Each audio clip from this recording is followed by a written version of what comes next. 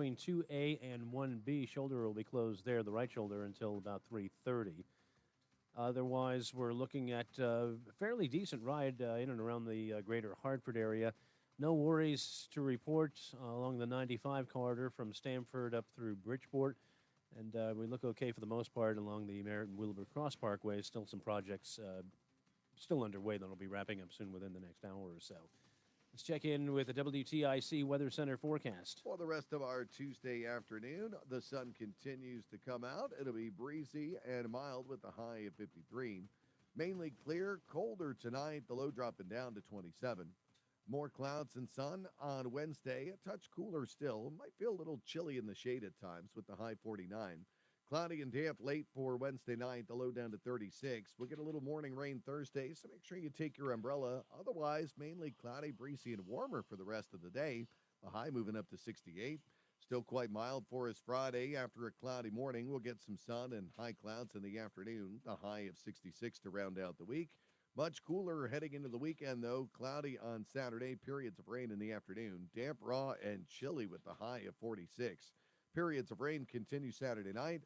Then Sunday, cloudy and milder. Still a little rain around. The high up to 57. I'm meteorologist Jason Caterina in the WTIC Weather Center. Dow's down 174 points. NASDAQ's up 35. S&P down 8. For these stories and more, go to WTIC.com. It's 3:06. I'm John Silva, WTIC 1080 News. This is Dale for Northeast Men's Health, where we've successfully treated thousands of men for low testosterone and helped them feel like their old selves again. Please take a moment and listen to how we help Marty. I was a really grumpy guy, sleeping like garbage, and getting older, the energy level was just in the toilet, and that was what led to me going in. I've been treated at Northeast Men's Health for low testosterone, coming on about 2 years now. Within a few weeks, I started noticing I was sleeping a little bit better. I definitely noticed a higher energy level, but the old man crankiness just went away. I'm able to stay really well organized. Nothing slips through the cracks. Having the T treatment is leading me to keep on top of my game. What I would say to any other guy that is in the same situation where they feel like they're dragging, just call Northeast Men's Health. You won't regret it. Thanks, Marty. It's true. Low T therapy can dramatically change your life. Your initial appointment is only $99 with results in minutes. And if you start on testosterone the day of your appointment, your visit is free. Call today, 800-930-5956, or go to northeastmenshealth.com. Hey, it's Tom Shattuck. As you know, my friend Phil. 1 minute. 180 weight loss, and he's just finished up week 7. Phil, how'd it go? It's funny, Tom. I had a feeling like, I don't know about this week. I kind of cheated, but just so little. I thought, you know what? If that's enough to screw things up, I'm really going to have to get back on the wagon. But I ended up losing 2.6, and total to date, I'm down 41.2 pounds, 7 weeks to date. I'm light on my feet. It's just so much easier to walk. I think, wow, I lost 40 plus pounds. That has to just be so much better for my body, for my skeletal system. My breathing, everything. It's just, it's phenomenal.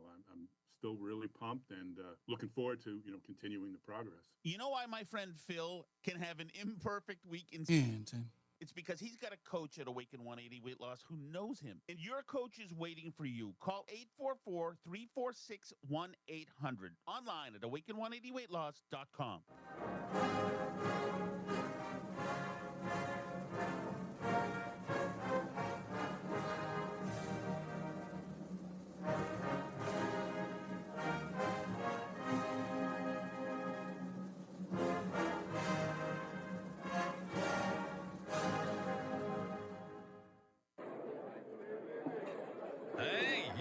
Hey, shh. Calm down. The show is about to start. Reese on the radio. Turn it up. Turn it up low. Turn it up loud. It's like a dream come true. Turn on your radio. Reese is on the radio. Yo, let's get it. Due to the nature of this program, discretion does not exist. It's Reese on the radio. Right now on WTIC News Talk 1080. How are you, scallywags and nutmeggers, doing today? It is Tuesday here on News Talk 1080 WTIC. Yes, it is April Fool's Day. For me, I look at this day with a little bit of, I don't know, I guess I remember the days when I used to do April Fool's jokes. And sometimes they were cruel. I was a very provocative young man, especially on this day. I've done horrible things just for April Fool's Day. It was mean of me to do it. I want to repent today on this April Fool's Day because I'm older now and I can't pull off the stunts like I used to. I don't, and again, I don't want to scare the wife. The wife is, she's very timid. She is easily frightened. And imagine if I would have pulled one of the stunts I did back in the day on April Fool's Day. If you have done anything, just even a modicum of an April Fool's prank, I just want to hear what you've done without any gory details. Let me give you an example. Roland, I'm going to tell you this only because it's not going to put me in a very favorable light, but I want to hear from you as my trusted producer on whether or not you think this was a good April Fool's joke or a cruel April Fool's joke. There is no wiggle room. It's either good or it's cruel. Doesn't mean that it's cruel. It's not a good one, but I'm asking, okay? Are you ready? Are you prepared? All right. Okay. My best friend, I convinced him that his mother had passed as an April Fool's joke. Wow. I told you I've done some very cruel things. Bro, you lucky you still alive. You know, every person I tell that story to, they say the same thing. I didn't know it was That's that time. crazy. Yes, it's crazy. But look, it's go big or go home. Okay? I was a teenager, okay? And I was absolutely, yes, Rama says, that's messed up, man. He used the F word, but I'm not lying. It was mean. It was wrong, and I get it. He still brings it up to this day. It's over 30 years old, and he still brings it up. Hey, remember that time on April Fool's Day? Like every April Fool. In fact, I will probably get a phone call from him today to remind me, hey, you know. He didn't beat you up for that? Well, it was difficult because, it took him a while for him to stop crying. But no. Wow. Hey, yo. Now, I didn't say that, I didn't just come out and say that, she had passed. It wasn't like that. It was a completely intricate thing. Now, it's a mean thing to do. I'm not suggesting that it was, but we as friends, now this is how bad and how cruel we were. We did these things to each other as young men trying to one-up each other. And I have this old saying that if you get me, I have to get you far worse. Now, again, I'm a kid, and, I'm not really known for, a lot of things. I'm not a great basketball player. I was a pretty good handball player. We played that.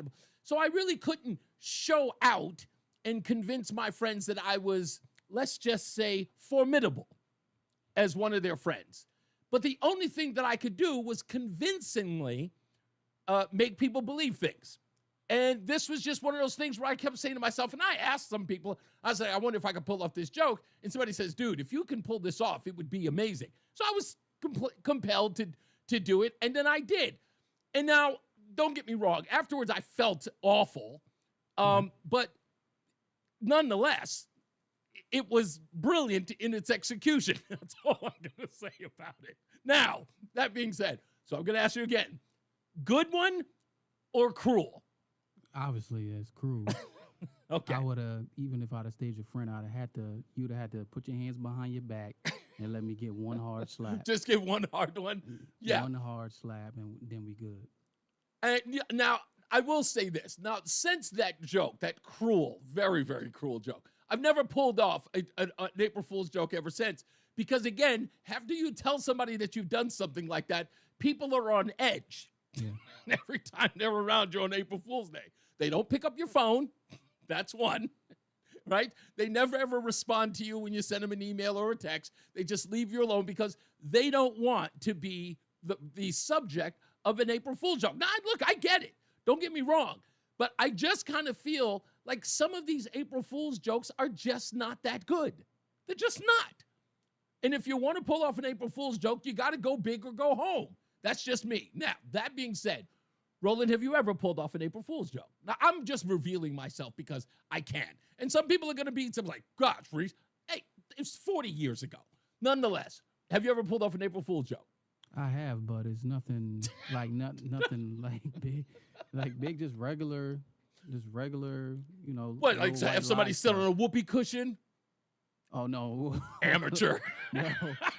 Well, it's funny that you brought that up. One of my best friends did that to a teacher. Yeah. Yeah. When we were, See, like in 7th grade. see, most of these things are juvenile. Yeah. Right. So what was? Okay, can you reveal the April Fool's joke that you pulled? Well, I really don't remember. I just know I did a couple. Okay. But they weren't like anything to like. Of course, I don't expect you to if do you had a anything to my level. 1 to 10, it was probably like -1 because it's just like a joke. You'll say, "Hey," you tell somebody a joke and they believe it, and you'd be like, "Oh, April Fools." Yeah, I mean, I pulled off other April Fool's joke, like walked into the office to my boss. I worked for a company called Logistics Worldwide, and my boss, Paul. I was late for work, but the reason why I was late was because I had to go to the Department of Motor Vehicle in New York City. And if anybody knows the DMV in New York, you literally have to take a week off in order to get through that process. So I had to go down there. It was about a good 3-4 hours. I was going to be late to work. And at the time, I was the operations manager of this very small company. And I knew I was going to be late, and Paul was haranguing me. When are you going to get here? When are you going to get here? I'm like, I'm at the DMV, buddy. It may be all day. I may not be able to come in. And I have to get this done. So anyway, I'm trying to get it done anyway. So finally, after him constantly bothering me, I stop at my apartment. I go all the way upstairs, 6th floor walk up to my apartment, and I tell my girlfriend, Laura, hey, listen, do me a favor. I want you to get your makeup kit, and I want you to do the best bang-up job that you can do and give me a shiner on my eye. And so she did, and then I got to the office, and I walked in, and I told him, as I was coming in on my cell phone, I was like, hey, I'm a little bit late. I had to deal with the police. He was like, what the hell happened? And I said, well, I was trying to get out of there as fast as possible. And I ended up getting into an argument with the guy, and we ended up getting a little fisticuff. And, a fight broke out. And, I'm just leaving the police department now, and I walk in. I get into the office, and he gives me this 30-minute speech about how I'm an executive now, and I need to behave a certain way, in front of my subordinates, and I can't be coming into the office with shiners. Now you're... And I'm sitting up there looking for him. As he's finishing talking, I start wiping the makeup off my eye, and that was how I got it. So that was my April Fool's joke. Yeah, that's not not bad. That's not correct. Right? Yeah, exactly. So see, I tempered. Well, me and Matt from the morning show actually, it wasn't. What? It wasn't April Fool. We should have did it for April Fool's joke actually. But you pulled the stunt on who? Please say Brian Jackman. Janine. Oh, really? Yeah. Whoa, boo, that's risky. Yeah, I know. It was very risky. I asked her not to fire me. You did? Was it good? Was it it good was, in the sense of that she laughed at the end of it? She did not laugh. No! She wasn't angry either though. But she just was like scared. She asked me to come in early for Matt. And I got here, Matt was leaving. I was like, Matt, I'm gonna send her a text saying, Janine, I'm sorry, I just can't make it. So, and Matt is gone already, so I don't know what you want to do. So I did. So I sent her the text, and and she was in pure panic mode. She called me, she texted me, and then I sent her a text with me and Matt smiling in the studio. The picture of us, and she ran down the hall and was like airing us out. Really? It was pretty funny, but. Oh, you guys laughed, but she did not. Yeah. We laughed hard. She just was like, guys, that was not funny. Yeah, that for somebody in her position, that's probably not a good joke. I'm not going to say it's on par with telling a good friend that his parent passed away. No, there's nothing worse than that, bro. You went over the line. I know I went over the line. Listen, I'm telling you, and when I was a young person, that was I told you to move, The Untouchables, right? I told you that film, that line, The Chicago Way, right? He sends one of yours to the hospital. You send one of his to the morgue. That's the Chicago way. You know what? If I was him and you did that to me, yes. When my parents actually died, I would call you and blame you for it. See what you did, Reese? That's funny, though. It's funny that you should say that because when his mother did eventually pass away, God, rest in peace, Brenda. When his mother did pass away, he did call me. And he picked up the phone. He goes, hey, I have some news. And I said, really, what's going on? He was like, Brenda's actually passed. And I went, oh. And then he goes, a lot later than you suggested, but she's passed. And I was like, oh, at least he was, she was really, really old and she was very, very sick.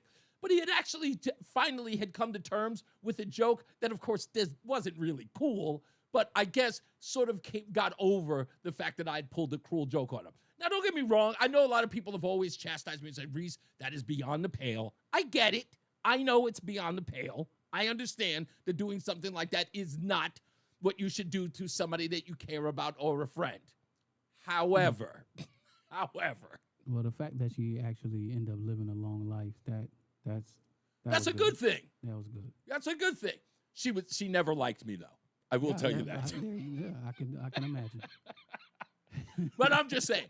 So anybody who's ever thinking about pulling a stunt on April Fool's Day, if you still have time, please learn from me. Go big or go home. That's all. No, negative. Do No, not learn. that's not the learn. That's not the lesson here. I was under the impression that was the lesson. That's not the lesson. No? The lesson is know your boundaries. Know your boundaries. Line, okay. And you may go to the line. That's right. You may not cross. Don't cross it. The line. Okay. What Roland said. I don't know if I can endorse it, but gotta keep you in check, man. Yeah, everybody, just be good out there. Look, I don't expect everybody to be okay with it. It was a long time ago in a galaxy far, far away. I would never do anything like that today. It's unheard of. But I couldn't stop thinking about it today as the day went on. I'm looking at news, and it's weird. If you've been watching the news today, folks, you've noticed that, like, the stories have almost been sort of mundane and stale. And do you know why? It's because of April Fool's Day. It's weird because everyone is treating every bit of news like it has a potential to be a joke or to be untrue. And I noticed that today. I've never seen anything like it at any other time, but that's where we are today, which I thought was phenomenal. So we'll talk a little bit about that later on. On today's show, even though I don't really have a monologue today because it's April Fool's Day, and I've done all the monologues I could do at least for Monday. I will have other monologues, don't get me wrong. Today, I want to go through what I call the question of the day. And when I first started here at WTIC, I used to do this a lot. I do want to do the question of the day today. Of all days, the book called Fight by Jonathan Allen, and I forget the other woman's name, Amy something.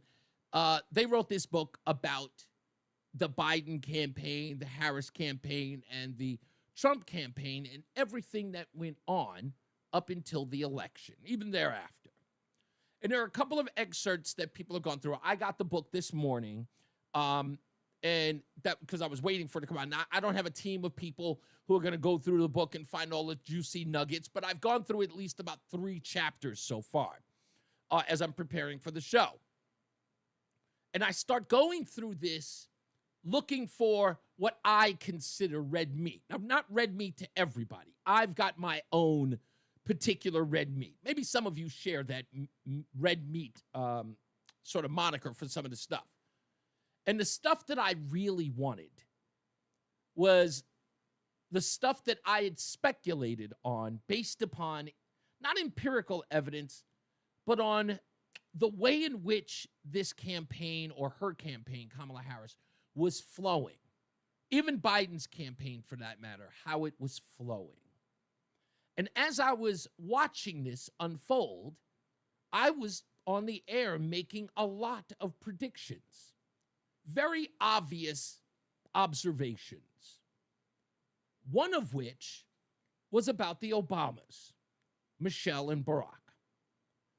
And I told you that all of the, let's just say, evidence was clear that Barack Obama had no faith in Kamala Harris. Zero, none, nada. In fact, they wanted to wash away the Biden-Harris campaign. They wanted nothing to do with it. They knew they couldn't go into the 2024 election with this team in any iteration at all. Biden or Kamala. Everything about this team was poisoned. These candidates were poison for Democrats. And it is always about their brand. Question of the day. The book's out. Do you have any interest in the book fight? The reason why I ask is because of this. Let's go back to, let me see, I'll find it here. This is your humble correspondent, Reese on the Radio. I was on the air on July 22nd of last year, and I said this. And many people were very, very surprised at Barack Hussein Obama. They were almost stunned, crestfallen. While all of these people are jumping on the Kamala Harris bandwagon, that didn't seem to be the case for the Obamas. Even Michelle Obama did not jump forward at throwing her support. Why would that be? It just seems strange. Wouldn't that seem strange to the rest of you? I mean, Barack Obama practically plucked Kamala Harris, plucked her to be the state senator of California.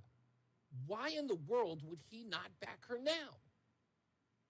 And he released a statement saying, "Oh yeah, we're going to go through the process. We're going to have a good primary again, and we'll go through the primary process and see if we can come up with a candidate."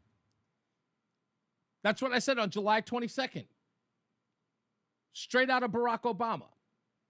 Right out of his mouth. We're going to have a primary.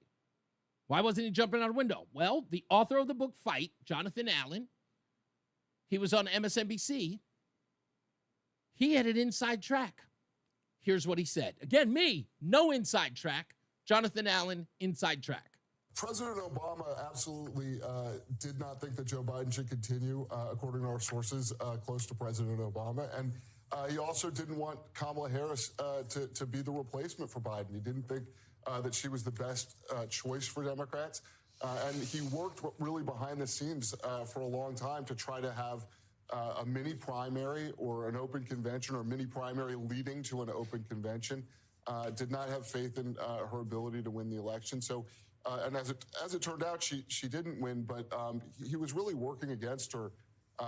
In one moment, he had set up a phone call with Congressman Clyburn from South Carolina on the day that Joe Biden handed off the baton to Kamala Harris. And Obama had set up a call with Clyburn for like 5:30 that afternoon. And Clyburn thought to himself, this guy's going to try to rope me into the open convention thing. I better get my endorsement of Harris out there fast so that this is a short conversation. It gets worse than that, folks. Again, Barack Obama was working behind the scenes to sabotage Kamala Harris. Who was the correspondent who told you that was happening behind the scene? That's right, folks. Yours truly, Reese on the Radio. Confirmed by Jonathan Allen. Barack Obama working behind the scenes. It was never a campaign for her to win. They were working behind the scenes to sabotage it. We'll come back. More news, more views, your phone calls as well. It's Reese on the Radio on NewsTalk 1080 WTIC. Slow, clogged, backed up? Don't worry. ALO Home Services has you covered. For only $93, our technician will clear any drain in your home. And if it can't be cleared, it's free. Call for details. Licensed for safety.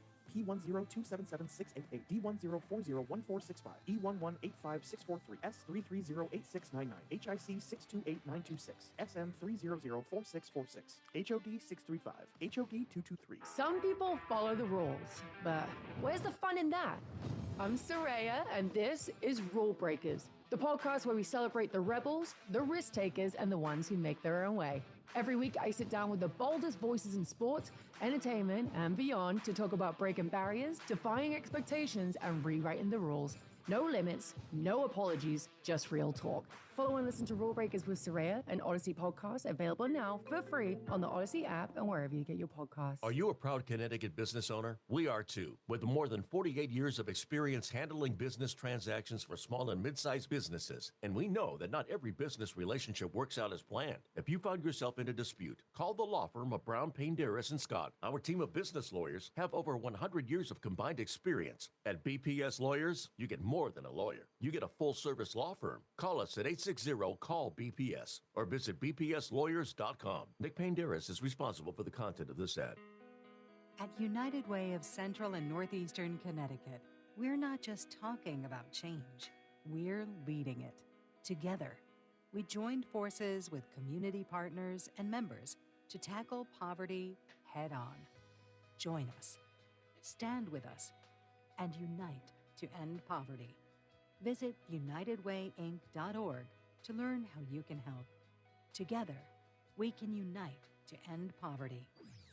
And now, a WTIC news update. 3:30, good afternoon. I'm John Silva, WTIC 1080 News. Coalition of state attorneys general, including Connecticut's William Tong, have sued the Trump administration over its decision to cut $11 billion in federal funds that go toward COVID-19 initiatives and various public health projects across the state. Attorneys general from 23 states filed that suit in federal court today in Rhode Island. East Haven police are charging a man in the death of his infant son last fall. They say 29-year-old Angel Marcus Rodriguez left the 7-month-old alone in a bathtub with another child. The son, also named Angel, drowned, according to the medical examiner. Rodriguez faces manslaughter and other charges. The attorney for a woman accused of keeping her stepson holed up in the family home for the better part of 20 years in Waterbury is about to address the media. John Colitis press avail comes on the heels of a trove of photos and video released on the night regarding the night the now 32-year-old man set fire to the home on Blake Street. Kimberly Sullivan is facing cruelty to persons and other charges. Nursing home workers rallied at the state capitol today, asking the governor and lawmakers to help them avoid a strike. They say they can barely make ends meet and have to work close to 100 hours a week to do so. They also say the nursing homes are short on staff and supplies. Rescue workers have saved a 63-year-old woman from earthquake rubble in Myanmar's capital, but the hope is fading of finding many more survivors. Thousands have been killed and thousands more injured. Handful of elections in Florida and Wisconsin have become key tests of President Trump's political standing. Just over 2 months into a second term, Trump and his top government efficiency advisor Elon Musk have both been featured prominently in today's races, a swing seat on the Wisconsin Supreme Court and 2 Republican-friendly Florida congressional seats. WTIC News Time is 3:32. Here's the forecast. Well, the rest of our Tuesday afternoon, the sun returns. It'll be breezy and mild, the high 53. Mainly clear and colder tonight, though, the low down to 27. More clouds and sun for Wednesday, a bit cooler with the high of 49. Then on Thursday, little morning rain, otherwise mainly cloudy. It'll be breezy and warmer for the rest of the day, so take the umbrella, but you won't need it by the afternoon. The high up to 68 Thursday. I'm meteorologist Jason Caterina in the WTIC Weather Center. Half hour before the close, the Dow down 114 points. NASDAQ's up 66, S&P's up a fraction. I'm John Silva, WTIC 1080 News. When you're trying to find quality candidates, all the searching, screening, and interviewing can become a job itself. You need Indeed, the all-in-one platform that makes it easy to interview, screen, and hire quality people. Visit Indeed.com/credit. If you have unfiled taxes or are in debt to the IRS, this is important news. Did you know the IRS has programs specifically designed to help people struggling with tax debt? Powerful tax assistance programs that can save you thousands if you qualify. No one knows these programs better than the experts at Optima Tax Relief, America's most trusted tax resolution firm, A-rated by the Better Business Bureau. Their award-winning team of tax attorneys and licensed professionals have resolved over $1 billion of tax debt for their clients. One call to Optima can start the process, helping to end your worries about wage garnishment, asset seizure, and other IRS actions. Make sure you're getting the best options to solve your tax problems. Call the experts at Optima today for a free confidential consultation. Call 800-473-9933. 800-473-9933. 800-473-9933. Optima Tax Relief. Some restrictions apply. For complete details, please visit OptimaTaxRelief.com. So, you want to buy a house. You could go online, do your research, find the dream listing, go see it, and get catfished. Back to the drawing board. More scheduling, more viewings, more, this doesn't even look like the photos. You could finally find one that does match the photos. Then comes the offer. Stress rush? Yep, make that 3. And here's the paperwork. Yep, never-ending paperwork. It's a lot. But you don't have to do it alone. Because there's an agent who's a realtor here to guide and help protect you as you find the home that's right for you. Realtors are members of the National Association of Realtors. Right by you. Good morning, Doctor. Doctor? Hi, Doctor. Doctor? Dr. Jackson's practice is growing. What do you mean we're still short-staffed? He needs a good patient doctor. How do we not have enough doctors to doctor all these patients? And he doesn't have the patience to sift through hundreds of resumes. I need Indeed. Indeed you do. When you sponsor a job on Indeed, it's easier for talented candidates to find it, which makes it easier for you to hire them. Visit Indeed.com/credit and get $75 towards your first sponsored job. Terms and conditions apply. How did you get your tripping breakers fixed so fast? ALO Home Services, same day electrical. I gave them a call and they had a technician on their way. They even sent the technician's real-time location so I knew when they would be here. Did you say same day? That's crazy. If you need same-day electrical, call, click, or text today and say hello, ALO. Call for details. Licensed for safety.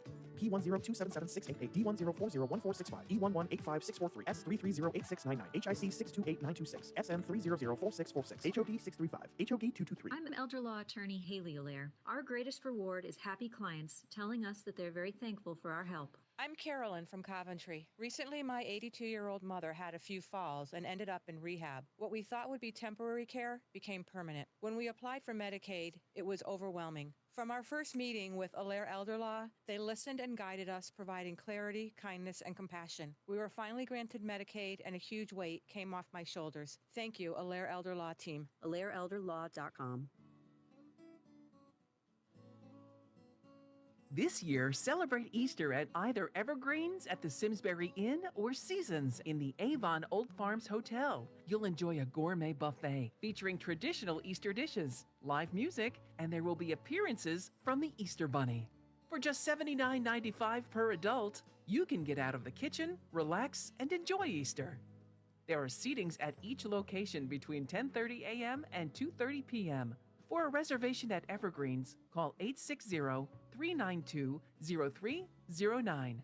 For a reservation at Seasons, call 860-269-0240. Reservations will go fast, so call and make your reservation today. Celebrate Easter Sunday this year with us at either Evergreens or Seasons. If you're drowning in IRS debt and can't... 1 minute. You need Yes, to take sir. advantage of special IRS tax programs that are available. And NFL just passed a law. Both teams gonna get a chance to get the ball on overtime.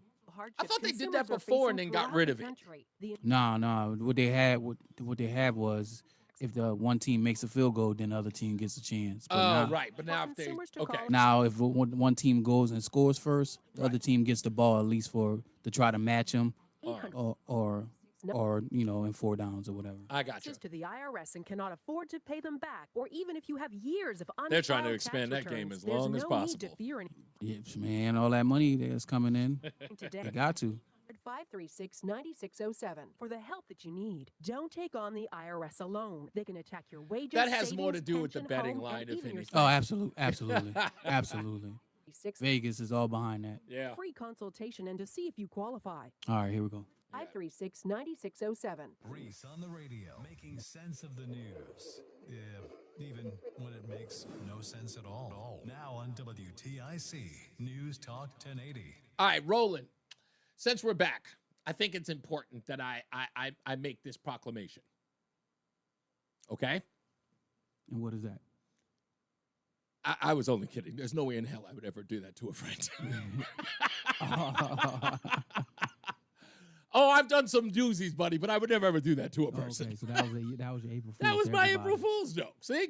It's like, I told you, when I do this stuff, it's elaborate. I work really, really hard about it, on it, and it's always done in jest, but I would never in my lifetime ever do something that cruel. Like I'm getting messages from my good friends like, dude, you're a mess. I'm like, that's me. I'm like, come on. I know you know me. You're a monster. You're a Reese. monster. Come on. Give me a break. Come on. I mean, I know that some things you're a pain. Rama says you're a pain. I know. The fact is that this is the reason why no one takes my phone calls on April Fool's Day. No one. If I pick up the phone right now and call my brother, he'll ignore it. Any one of my brothers won't pick up the phone. They know better. They're like, nope, he's not getting me today. I always get them. It's too easy. It's too easy. I don't even do April Fool. I haven't done April Fools in probably 25 years. Really? Oh, for me, it's fun. I had just such a blast doing it. I'm a jokester every day, though, so. So now it would be oversaturated. Yeah. My family, put my family through terror. Yeah, I think that's the whole thing, right? That's the beauty of it, you know? I wish that I could do scavenger hunts like I used to a long time ago. I just don't have the energy anymore, nor the time. Let's get to the phones. 860-522-WTIC. Ralph in South Carolina. What's going on, buddy? Reese, I have a question for you and your listeners. Yeah. How can anybody be against Doge uncovering billions of dollars from Social Security that's not supposed to be paid out? Is fraud. 20 million people over the age of 120 still on the rolls. You don't believe that's Ralph, you don't believe, and I'm just asking this is not like a gotcha, but do you believe that these protests are authentic rage in any way? Do you think they're authentic? Because I say this to you because I said this to you before. Remember, in fact, today I'm going to be talking about the whole Kamala campaign because of this book, a little bit about it. I'm not going to dredge it all up. But remember what I said about the Kamala Harris campaign. I said, if there's something inside of you that's saying to yourself, are people really endorsing this woman? And I kept telling you, follow your instincts. If it doesn't seem logical for anybody to be backing Kamala Harris, the woman who is the vice president of a failed campaign, if you believe that there are people behind it, then trust me, the problem is you. There's no rational way that she was going to win, knowing how horrible, demonstrably horrible, Biden was as a president. So this is one of those things where you're saying to yourself, the obvious logic here is Doge is in Washington saving average citizens thousands of dollars. They plan on giving you back close to $5,000, if not $6,000 as a penance to say, we apologize, here's your tax money, do with it what you will. And you're sitting up here telling me that there are people across the country that you see going, nah, that's wrong. I'd rather see more government overreach and them stealing my money. No, that's not logically doesn't make sense. The thing that gets me, Reese, is that all this money they're saving, and there's billions, that'll be money there for people who are legitimately collecting Social Security, older people, and there'll be billions there for them down the road and their children. Exactly. And grandchildren. There are people who are arguing, there are people who have been arguing forever that the Social Security money is going, like Social Security is going to be insolvent. And here it is, these guys are trying to save it and they're fighting against it, which makes no sense. They want more government corruption. There's no way that these people do. What they're saying now, by 2034, it's going to be bankrupt. Yeah. It's going to be broke. And that's all he's trying to do is save it. I don't care. The Democrat, what are they doing? The Democrats say, hey, we got a plan to save it. Have you seen their plan? No, and you won't. And that's the other thing. If you heard that protest, Charlie Hurt of the Fox Weekend, of the Fox News Weekend, I saw a video of him out in New York at one of the Tesla protests, and he talks to an elderly man. I don't want to say elder, an older guy, about my age, if not older, and asked him about whether or not he has seen the cuts that, or the fraud that Doge has produced. And he says, no, I haven't seen it. He says, have you bothered to go to the website? He goes, no. He goes, why won't you? He says, because I don't believe that what's on there is accurate. But he's standing out there without any information, protesting about something he hasn't investigated, which again proves my point, that these people aren't fighting because they really believe these things about Elon. It's because they're paid to. There's nothing organic about this. You're 100% correct, Reese. And all these people that are quote-unquote protesting, I'd like to know, every one of them, if they're getting a paycheck somewhere from the far left, from Soros and his billionaire friends, the billionaires that the Democrats don't talk about, the oligarchs. Oh, they yeah. don't exist. Did you know that they're a figment of your imagination? Way too much. Listen, right now, I'm not even going to tell you about what's happening in Florida at this special election, but we'll get into that later as well. But yeah, that's exactly what's going on, Ralph. Thank you, buddy. I appreciate you, sir. Let's go to Adam in East Hartford. Hey, what's up, buddy? Okay, nope, we're not going to go there. Mel is in Hartford. Hello, Mel. Hi, how are you? I'm good. So I just want to talk about this new law that they're currently trying to pass in regards to the towing, right? Which is going to hold us as tax-paying property owners back from being able to just proceed in life, period, right? Okay. So they're trying to pass a new law stating that you can't tow a vehicle for 24 hours, right? So if you own an apartment building and you've got a little lady who pays her rent every month on time, right? Mhm. And she's handicapped, right? And she calls you and says, hey, me and my walker can't make it to the door because there's a car in front of it, right? Okay. And now you've got to wait as a property owner 24 hours to get this lady to be able to park where she needs to park, right? And if she's in her driveway and she needs to get out, say, for a doctor's appointment or anything like that, and this is her only means of transportation, she's got to wait a full 24 hours to do so? Yep. So, and me as a property owner, now I can't do anything. Now I've got this little lady's calling me because she can't make it in the house. And she's, she does the right thing. And we've got, Joe Schmo, who just decided he was going to park wherever he wanted to park. And now I can't proceed, even though I pay my taxes on time and I own this property. Let me ask you a question. Do they say what the penalty is if you forego the law? If you ignored the law and you towed the vehicle, it's an emergency. She's got to go to the doctor. She's getting, diabetes or, a treatment at the hospital, whatever the case is, and you decide to move it on your own and have it towed. What is the penalty on you for having done that? Well, I honestly, as a property owner, I'm not sure, but I would assume that would fall back on the towing company. Right. Because those rules are, those are essentially going to apply to the towing Well, company. the person, now, I'll tell you this. Here's what I would do. And I know that, everybody's life is busy, and, and I get that. But hear me out. What I would do is this. 1, I would tow the car. 2, if there was any person who went after you in any litigious way for moving their car from your property, blocking a driveway, right? What I would do is countersue. That's 1. 2, I would countersue. And in that lawsuit, I would put the city of Hartford as a co-defendant.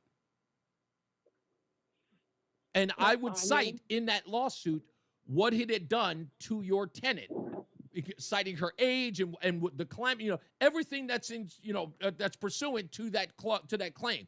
Well, in essence, what I'm saying to you is, if it is a little old lady who had to go to the hospital and she couldn't make it because, again, you were hindered from allowing your tenant to leave freely, right? Because in essence, there's a form of kidnapping here.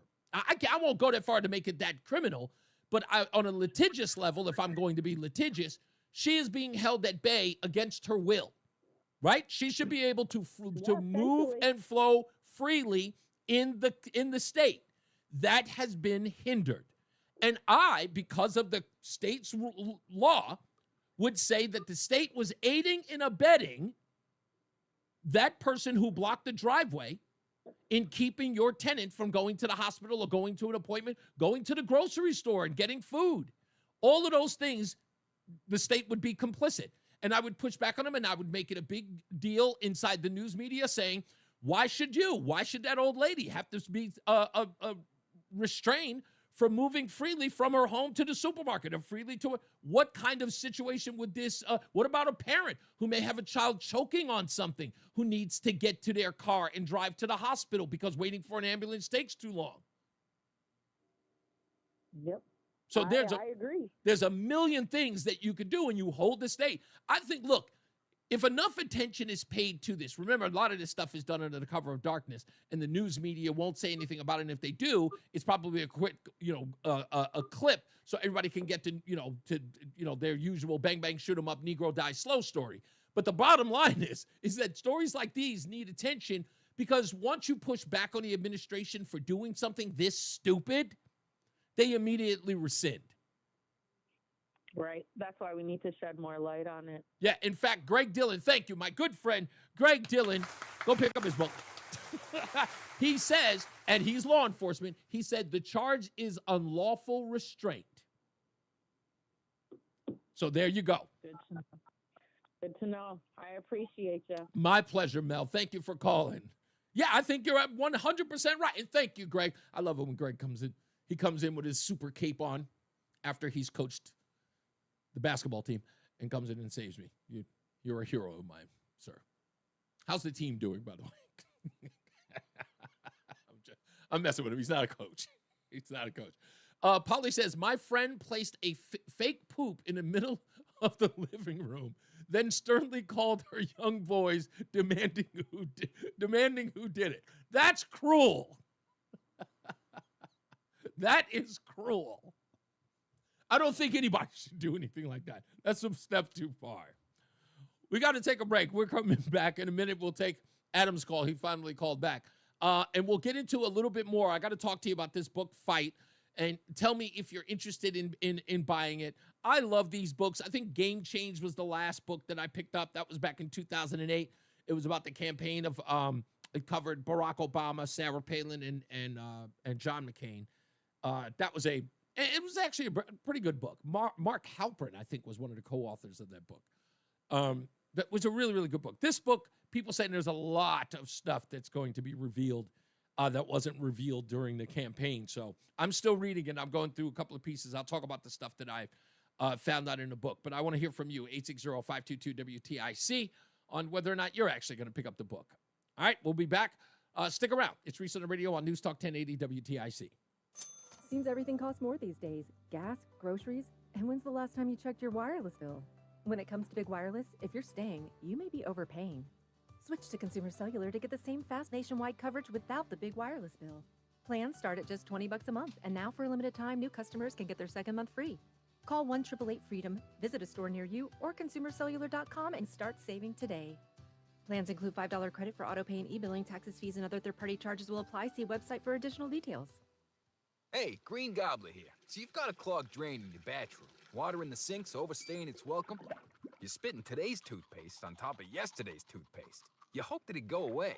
Yeah, clogs don't just go away. I make them go away. I'm Green Gobbler, the only clog dissolver you need. I'm bleach-free, safe for your pipes, and I work. Guaranteed or your money back. Because I never met a clog that was gonna unclog itself. Green Gobbler. Let the gobbler get it. Hi, Dave Berger from Modern Plumbing Supply. This year we celebrate April showers with a new display that you truly need to see to believe. Imagine a digital shower control with a 10-inch display screen to watch your favorite show, a 14-inch shower head with speakers and LED lights, Bluetooth compatible with Wi-Fi built in. Oh, did I mention it was a steam shower as well? Modern Plumbing Supply showroom on the Berlin Turnpike in Berlin. Definitely the ultimate in luxury showering. April showers are no match for this. Great design with you in mind. Modern Plumbing Supply. Taxes was not knowing your full financial picture. Now Taxes is getting and maximizing your refund all in one place. Credit Karma, where a TurboTax expert can do your taxes for you. They'll get you the most money back, guaranteed. Then you can do more with all that money, all in Credit Karma. Now this is Taxes. Intuit Credit Karma with TurboTax. Get started today. See guarantee details at turbotax.com/guarantees. Experts only available with TurboTax Live. ZipRecruiter is the place. For talented teachers, savvy software developers, and master mixologists. ZipRecruiter is the place where you meet all these people and more. That's because ZipRecruiter is the place for job seekers who are looking for new opportunities. In fact, ZipRecruiter helps 10 million people with their job search every day, so you can find the right candidates right away. It's no wonder that ZipRecruiter is the place for skilled skydiving instructors, accomplished airbrush artists, and proficient pediatricians. But if you're not using ZipRecruiter to hire, you're missing out. ZipRecruiter is the place that's so confident it can make your hiring easier that it lets you try it for free at ZipRecruiter.com/free. So if you want the right candidates for all your roles, ZipRecruiter is the place to go. Try it for free at ZipRecruiter.com/free. That's ZipRecruiter.com. Here we go. Never miss out on great candidates with ZipRecruiter. It's Reese on the Radio. Ask your doctor if common sense is right for you. On News Talk 1080 WTIC. Anyway, so we got plenty of news, plenty of views to get into today. April Fool's Day is usually one of those days where the news is very, very cautious. It just is. So this book came out on the right day, on a Tuesday. The book is called Fight, and it covers the Trump campaign and Kamala Harris and Joe Biden and what he was going through and what many were going through. The thing about this book that I find interesting is the fact that the book details how many in the bubble or circle of Joe Biden knew that his cognitive decline was visible as early as 2021. And as the media now tries to play this out like, oh, what a surprise, they all are implicated in the book. I mean, this guy, Jonathan Allen, is on Morning Joe talking to people who are quoted in the book. Mika Brzezinski, Al Sharpton, all of them quoted in the book as they all tried to play down the whole thing. And let me tell you something. Here's another thing to get out of this book, which is so interesting, is that they keep talking about the Democrat Party. They use the generalized term Democrat Party. They are not talking about the Democrat Party. They are talking about Democrats in office and in the media. That's what, and you feel that in this book, that when they talk about the ramblings and the rumblings going on about Joe Biden's cognitive decline or him just not being there, they use the term Democrats when they are talking about everybody in the news media and elected officials. When they're talking about elected officials, they name them. It's very interesting in the book. And again, it's sort of like journalistic jujitsu that they don't think you'll notice, because there are so many people quoted in this book that are in the news media who are running interference for Joe Biden. And the reason why they're doing it is because they are all in on stopping Donald Trump. They also paint Donald Trump, weirdly enough, as not astute to what was going on with Joe Biden. In fact, there's this one part of the book where they talk about the debate where Donald Trump appears to be stunned or surprised when Joe Biden says, "I killed Medicare." And they're saying that Trump in that moment was worried that he was being too cruel to Joe Biden. And that, I don't know about you, but does that sound like Donald Trump? That he's the kind of guy that knows he has Joe Biden on the ropes, shows that the thing that he's been talking about in the campaign trail, that this guy's got a mental block going on, that Donald Trump in a debate with him, that he was forced to follow Joe Biden's rules. One, hold the debate early, the coin, turning off the microphones, not having a live audience. After conceding to all of that, Donald Trump was sitting up there watching this man's decline and going, maybe I should go soft on him. The guy's trying to win re-election, and you think that he's going soft on him? Or was saying that when he noticed Joe Biden on the decline, that Donald Trump was going, well, I don't want anybody to think that I'm an a-hole. Yeah, right. Trying to get in the mind of Donald Trump, these guys always fail miserably. They just always do. Let's get our first check of the weather, or at least during this show. And the traffic with Jason Catarinas and, of course, Mark Christopher, who's in the BPS Traffic Center. How we doing, buddy? Hey, Reese, thank you very much. Good afternoon to you. Good afternoon, everyone. If you're traveling into downtown Hartford right now, this traffic report being brought to you by Columbia Implant Center in Manchester. And if you're traveling on the southbound side of 91, delays 33 down to 32. Damn, you really be gambling. I can't be doing this. Downtown up in the East Hartford. Yeah, I usually get it to my account, but I didn't want my wife to know, so I cashed out at the casino, and I just drove up there before work this morning. It's like 45 minutes. Damn. Moving well, Glastonbury to Marlboro. I shot up there real quick, got my cash, and shot to work. 9 northbound Middletown, slowing Harbor Park. She'll spend the whole thing, yo. I'm like, I know I earned that, not you. You don't even like me doing it, but you want to spend. You want to spend the money. Oh, when there wins, you go nuts, right? Yeah, exactly. involving a And I had to buy 2 bowling balls today, so pipe, and you've got delays right now back. that was $400. to Newtown behind that. 95 I don't South want Hill your Haven, a life. little slow as you move. Hey, I got a tournament in Vermont on the 12th. Oh, I'm damn. gonna make that back on that tournament. Another Okay. minute. Columbia Implant Center in Manchester. All right, let's step gets away you for a second. I'll be in right and back. out fast. You got it. Open in just one day. Open 7 days a week. Get your smile back now. Columbia Implant Center, ColumbiaImplantCenter.com. Traffic and weather together on the 8s. WTIC News Talk 1080. For the rest of our Tuesday afternoon, we'll see some sunshine returning. It'll be breezy and mild with a high of 53. Mainly clear and colder tonight, the low dropping down to 27. Now more clouds and sun for us on Wednesday. A touch cooler, might feel chilly in the shade, the high 49. On Thursday, a little morning rain, so make sure you take your umbrella. Otherwise, a mainly clear, breezy, and warmer day overall with the high moving up to 68. I'm meteorologist Jason Caterina in the WTIC Weather Center. WTIC is celebrating 100 years on the air and 100 years of serving Connecticut. This is WTIC and WTIC FM HD2 Hartford, an Odyssey station. 4 o'clock, Hartford temperature 51 degrees. Good afternoon, I'm John Silva, WTIC 1080 News. An attorney for the Waterbury stepmother accused of holding her husband's son captive for 20 years says the Waterbury police were reckless to release evidence in the case on Monday. The release included a series of photos from inside the family home. John Colloidis just held a news conference at his office. We are in the middle of a very high-profile case with a lot of attention and a lot of minds made up all over the world.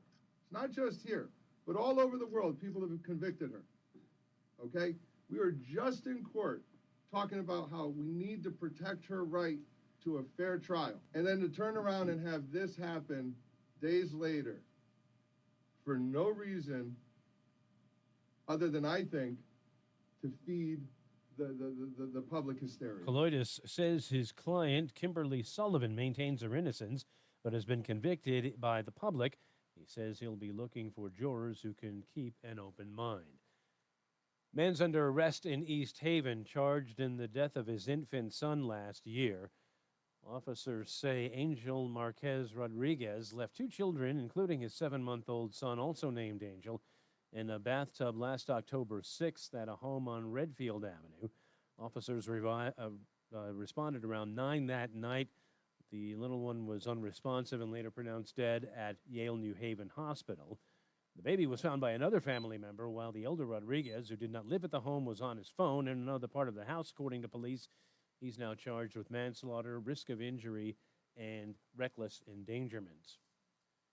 Connecticut's William Tong, among those nearly 24 state attorneys general who are suing the Trump administration, and Health and Human Services Secretary Robert F. Kennedy Jr. The state of Connecticut, with 23 states in a coalition, are suing the U.S. Department of Health and Human Services and HHS Secretary Robert F. Kennedy Jr. for abruptly and illegally terminating $11 billion in critical public health grants to the states. Says the cuts to those grants would impact public and mental health as well as addiction services. Tong says Connecticut's portion amounts to $175 million loss. A box truck crashed into a building in Boston this afternoon, leaving several pedestrians injured. The accident happened just before 1 p.m. in Boston's Chinatown neighborhood. The yellow Penske box truck wound up on its side after hitting people on the sidewalk. Officials say 4 people were taken to hospitals, including 2 in critical condition. The Boston Fire Department on social media said the truck struck multiple poles and was wedged between a pole and a building. They say the driver was initially trapped. CBS's Matt Piper reporting. The tariffs President Trump is set to unveil tomorrow will take effect immediately, says the White House. Here's CBS's Linda Kenyon. President Trump is calling it Liberation Day, when reciprocal trade tariffs will go into effect. White House Press Secretary Caroline Leavitt said the message these tariffs will send is clear. Those days of America, beginning tomorrow, being ripped off are over. American workers and businesses will be put first. Will the president reconsider? Certainly, the president is always up to take a phone call, always up for a good negotiation. It's still unclear how many countries or how many product sectors will be targeted by these tariffs. Linda Kenyon, CBS News, the White House. A couple of key House seats up for grabs in Florida. One is the seat vacated by National Security Advisor Mike Waltz. The other seat once held by Matt Gaetz, who stepped down in his ill-fated attempt to be Attorney General. Keeping the seats Republican are key since the GOP holds a slim majority in the House. Michelle August among those casting their ballot today. $200, $300 you're spending in the grocery store and you're coming out with a few bags. I just can't do it no more. So this is my ability to, express my voice, and hopefully that can make a change. Closing bell report sponsored by Bouvier Insurance. Dow down 11, NASDAQ up 150, S&P up 21 points. For these stories and more, go to WTIC.com. I'm John Silva, WTIC 1080 News. Hey, it's Tom Shattuck. Oh, man. Has been doing Awaken 180 weight loss, and he's just finished up week 7. Phil, how'd it go? It's funny, Tom. I had a feeling like, I don't know about this week. I kind of cheated, but just so little. I thought, you know what? If that's enough to screw things up, I'm really going to have to get back on the wagon.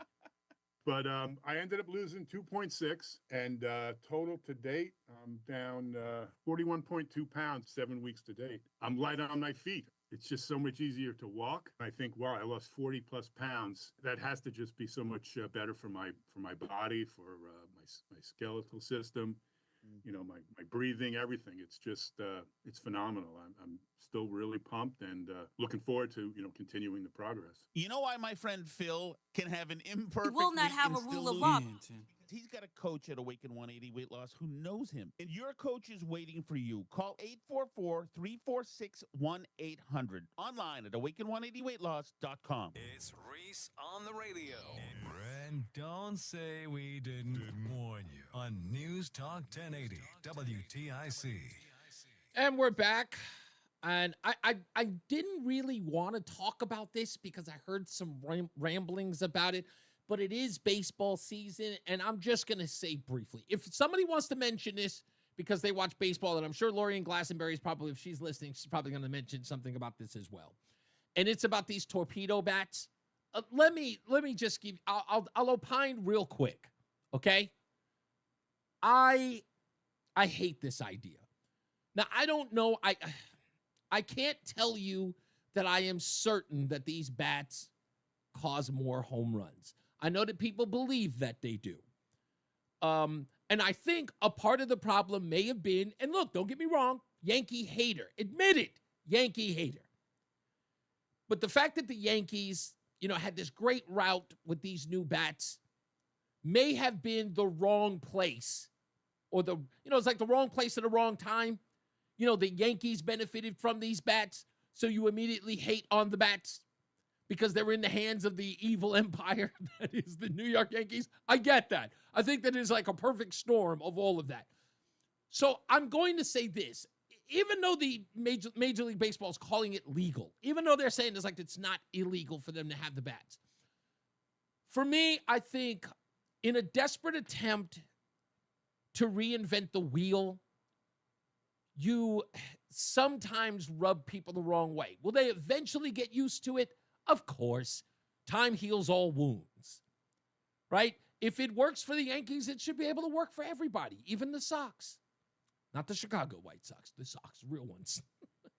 It should work for everybody.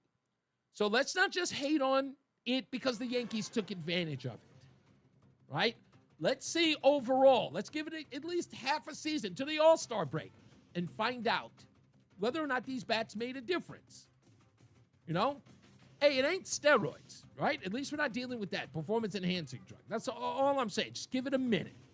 Let's get another check into weather with Jason Catarinas. But first, Mark Christopher is in the BPS Traffic Center. And I know you're a baseball fan, my friend. So what are you making Yankees win. Yeah. The Yankees win. Let me tell you something. First of all, I hated that call. Let me say this. So what do you think? It is far. It is caught on the warning track, Susan. What John, do you? I was talking to Roger Clemens before the game, John. What do you think of the torpedo bats so far? Controversy, or should we wait? We should wait. I think some other teams are using them and they're not hitting as well. You got to be a good hitter. I don't care what kind of a bat you have. if it's a torpedo bat, if you're not a good hitter, it ain't going to work any better for you. Exactly. I think that's what it is. I think this is one of those cases where if it's the bat, we should be seeing it everywhere. And I think this was one of those perfect storms that, like, the Yankees have the bat. The Yankees have always been hated. The Yankees, perfect storm for them. Yeah. You can't turn around and say, oh, it's a horrible thing. Look at what the Yankees did. It was like, we should be seeing this everywhere. Yeah, if the Yankees hit 200 home runs more than the next team down, then you'll know, and they're the only ones using the bat, you would know right away. But I think other players are using the bat, and like I said, I don't care how fat the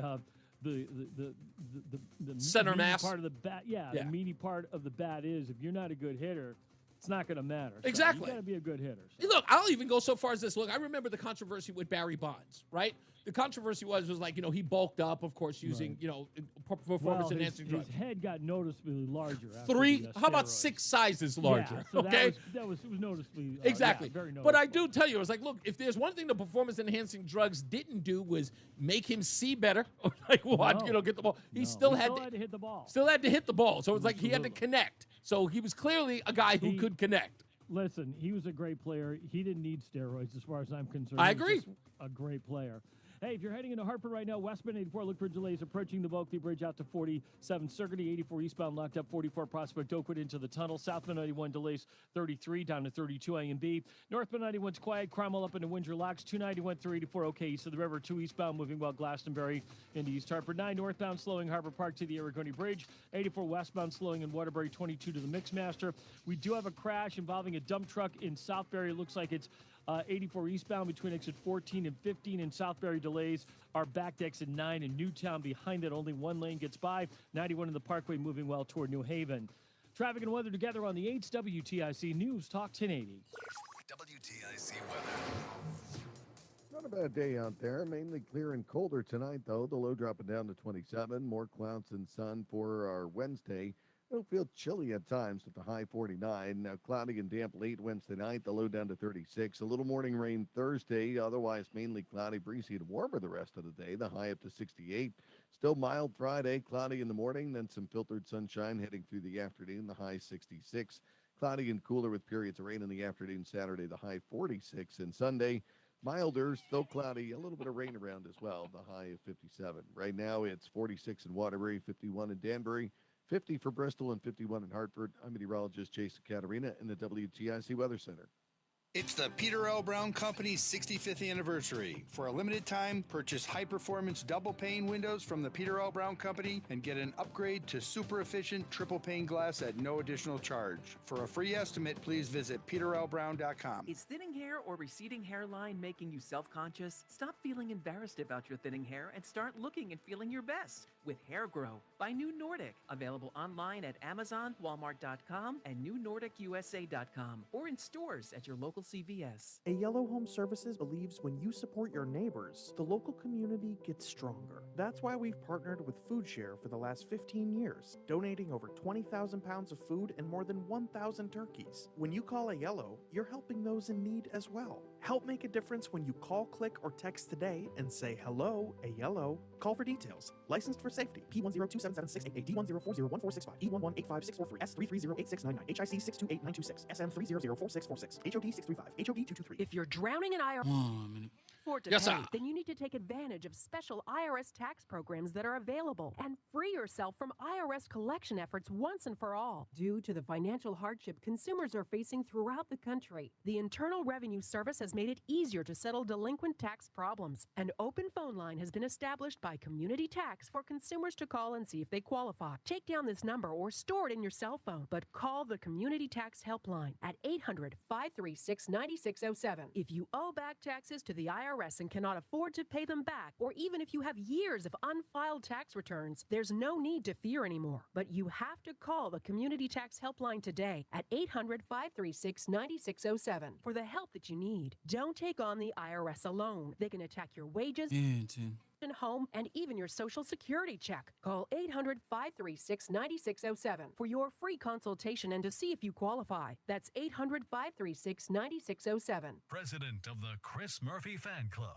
Reese on the Radio, on News Talk 1080, WTIC. Yeah, I got to talk about that lunatic today, too.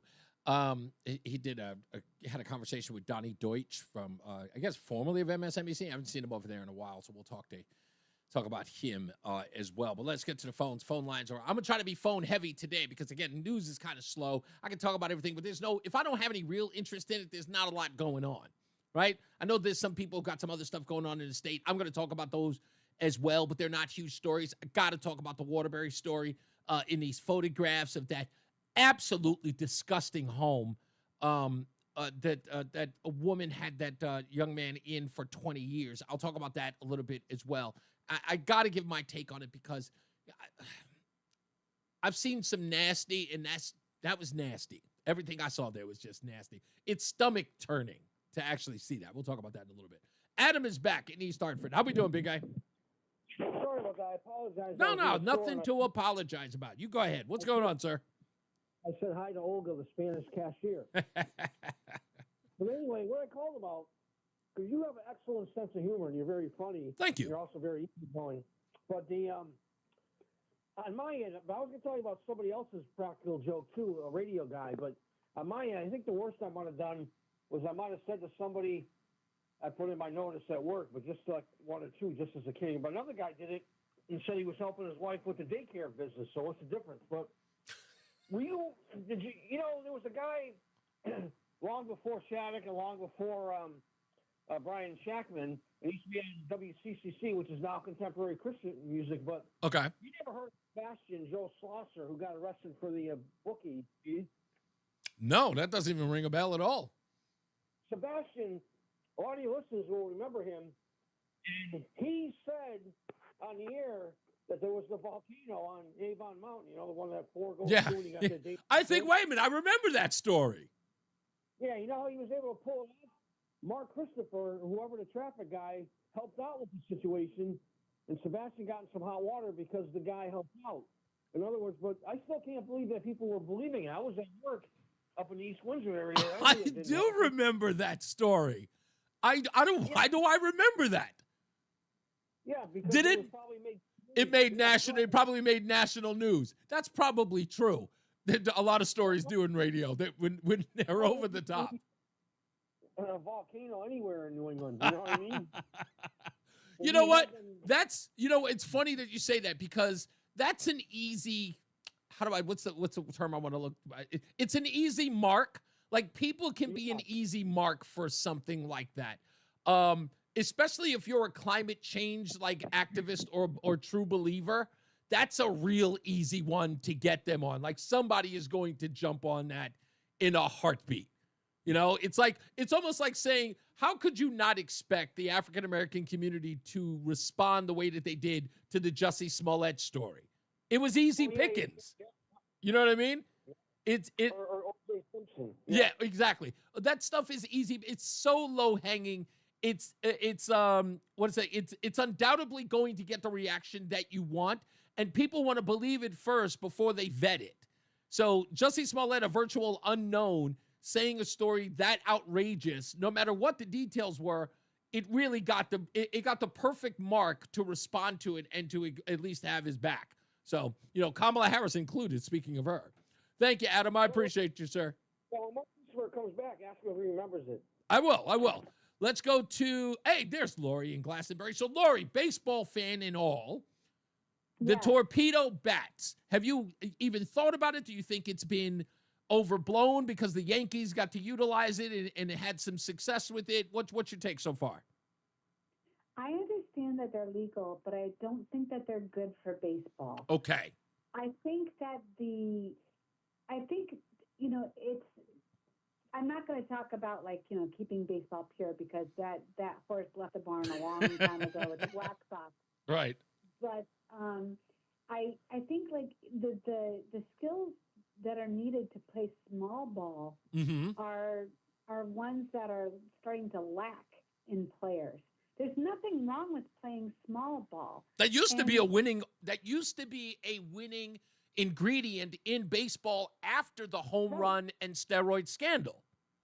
Right, exactly. And so I just first of all, I think it's hilarious that the Yankees are doing it because to me it just kind of it just kind of emphasizes the fact that they're a bunch of little girls who cannot hit the ball. You know what I mean? Like they need help with extra bats. Like, come on, get a grip. Look, and I guess the Red Sox had them, but they don't. They choose not to use them. Right. And I respect that, because you can't respect guys who are gonna use like special bats to get more home runs. It just takes away from the home runs themselves. Like, you're not really earning it. Yes, you have to be able to see the ball and make contact, but you've got extra space with which to do that. Yeah, it just shows me that your skill set is not as great as you think it is, and you're overcompensating, much like those who, anyway. I think that baseball, and but I will say this, Lori, and I think it's a huge problem here in the baseball realm, because baseball doesn't have the dominance that it did in the 1970s and, of course, in the 1980s. 90s was a little bit of a struggle, but, of course, we ended, the steroids era comes into play. And then, of course, we have the early 2000s. So we know all about that. I think the problem here is that in order to innovate and to keep its presence as a viable sport, right, for people to join in, for kids to play at the college level and to go to the majors, right, it's lost a lot of its appeal. Basketball, it's still number 2, and football, of course, being now number 1. Baseball used to be number 1. But the problem with this is I think, and it's crazy because I think baseball lost a lot of credibility because it refused to do one thing that a lot of the fans wanted it to do, which would have saved its credibility. And it comes down to one thing, and I want to hear your opinion on this. The asterisk. What do I mean? I know what you mean. Mark McGwire, Barry Bonds, and the Astros. Yeah, and right.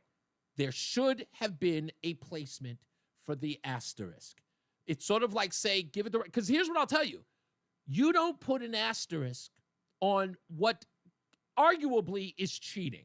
It's arguable, but it's cheating to some degree. You won't put an asterisk. And at the same time that's playing out, you refuse to give Charlie Hustle his due in the Baseball Hall of Fame. Or Pete Rose, for that matter, because... I'm sorry. Who did I say? I meant Pete Rose. I'm sorry, Pete Rose. Who did I say? I meant to say Pete... Yeah, Pete Rose. You don't give... Hustle. I said Charlie Hustle. Yes, Pete Rose. That's Charlie Hustle. You don't give Pete Rose his just due in the Baseball Hall of Fame. You don't do that. That's what I think a lot of fans could not stand. It's like, okay, he gambled, but he didn't shave points. He gambled. I forgot that Pete Rose's nickname. That's Charlie Hustle. Yeah. So he didn't shave points. He bet on games, but he didn't shave points. He didn't ask anybody to take a dive. He didn't ask pitchers to throw wild balls. Like, he didn't do any of that. Yeah. I don't think it's the asterisk. I think it's the fact that people have the attention span of fruit flies now, and they can't bear to. I mean, they think that it's boring, but if you're listening to it or if you're at a game, it's so fun. Oh, it's so fun because it's a part of the energy, Mm-hmm. and people don't care about history. They don't care about mystique. They just there's a great book, Neil Postman, I think is the author, called Entertaining Ourselves to Death. Yeah. And I feel like anything that requires any type of intellectual level or some type of thinking, people aren't interested anymore. And it's unfortunate. And I think that has a lot to do with why baseball isn't as popular. People just think it's boring because they have the attention span of a toddler. Let me ask you one last question before you go. Just because. And I think as true baseball fans, you would definitely get, I really want to hear this. We have 182 games in a year, right? What the longest season of any sport. What do you say to chopping that down maybe to 100 games this season? No, I would want it to be longer. I love baseball. Do we? So you're the wrong person to ask. I listen to spring training games because I love to hear the crack of the bat. Oh, so you're diehard. Okay, you might. You know what, Lori? Let me tell you something. You love baseball so much, you may be the wrong person to ask. Because I'm telling you, there are some people who are saying part of the problem is that there are 182 games. that if you shorten it, that if you made it more crucial in 100 games as opposed to 182, one of the biggest problems are, it's like when you're in game 72, there's nothing on the line. Wait, but so you mean that to dumb it down, essentially? Not dumb it down. Not dumb it down. Shorten it because earlier games become more detrimental to the sport. In essence, like detrimental to your season if the game is shortened, right? 182 games, you're not really talking about the season or your placement thereof until you get at least well into 100 games. Right, and I hear what you're saying. I understand. But again, to my point, I feel like that's like, so again, with attention span, you can't stay with a season for as long as it is. If you're a fan, you're a fan. Like, come on, like, you have so much opportunity to see your players and enjoy the game. What is it about shortening a season that would be helpful? I feel like it's dumbing things down. I know, I hear you, but I also think about this. Going to the stadium as you do and I do, because I'm like you. I love the game and I love watching it. At home, it is not as fun as being there. You have to be there in order to really get the vibe and get the sense of, camaraderie and, rooting for your team as any sport for that matter goes. But the cost is high for a lot of games. And I think that's part of the high. I'm sorry? Yeah. It's stupid high. Yeah, exactly. So it's a lot of money to go to a game that, again, would probably get more fans if it was a shorter season, if more was on the line earlier as opposed to later, and that would sort of move the game along. If you're going to change anything, don't change the sport, don't change the bats, just make it shorter. That's all. That's all I'm saying is make it shorter. So that's just my take. So, but thank you, Lori. I'm glad you called in as soon as you did because I was really, really interested in your take on this one. You're welcome, sir. When you sound the alarm, I'll answer. I always appreciate you. Let's go real quick. I want to go to Michael in Waterbury. How you doing, Michael? I'm doing well. How are you? I'm all right, sir. What do you got? I wanted to talk about this House Bill 7162 a little bit more. Yeah, go. Because I see it as a direct attack on the property rights. Yes. I mean, imagine that the lawmakers want to grant you permission to trespass on somebody else's private property for 24 to 48 hours. Mm-hmm. And they're rewarding the rule breakers and they're punishing the rule followers. And then this bill also, a lot of these places, they have contracts with the banks and with their insurance companies where they're not allowed to have abandoned or unauthorized vehicles. And many of these complexes, they're going to be susceptible to more liability. And the last thing is that, a lot of these places that have the towing enforcement, these property managers, these parking lots, they need to do parking lot preservation because in the 50s and 60s, when they built these places, everybody had 1.5 cars. Nowadays, most households have 3 or 4 cars. Right.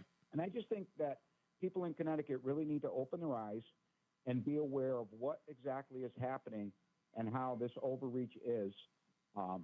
With Connecticut at this point.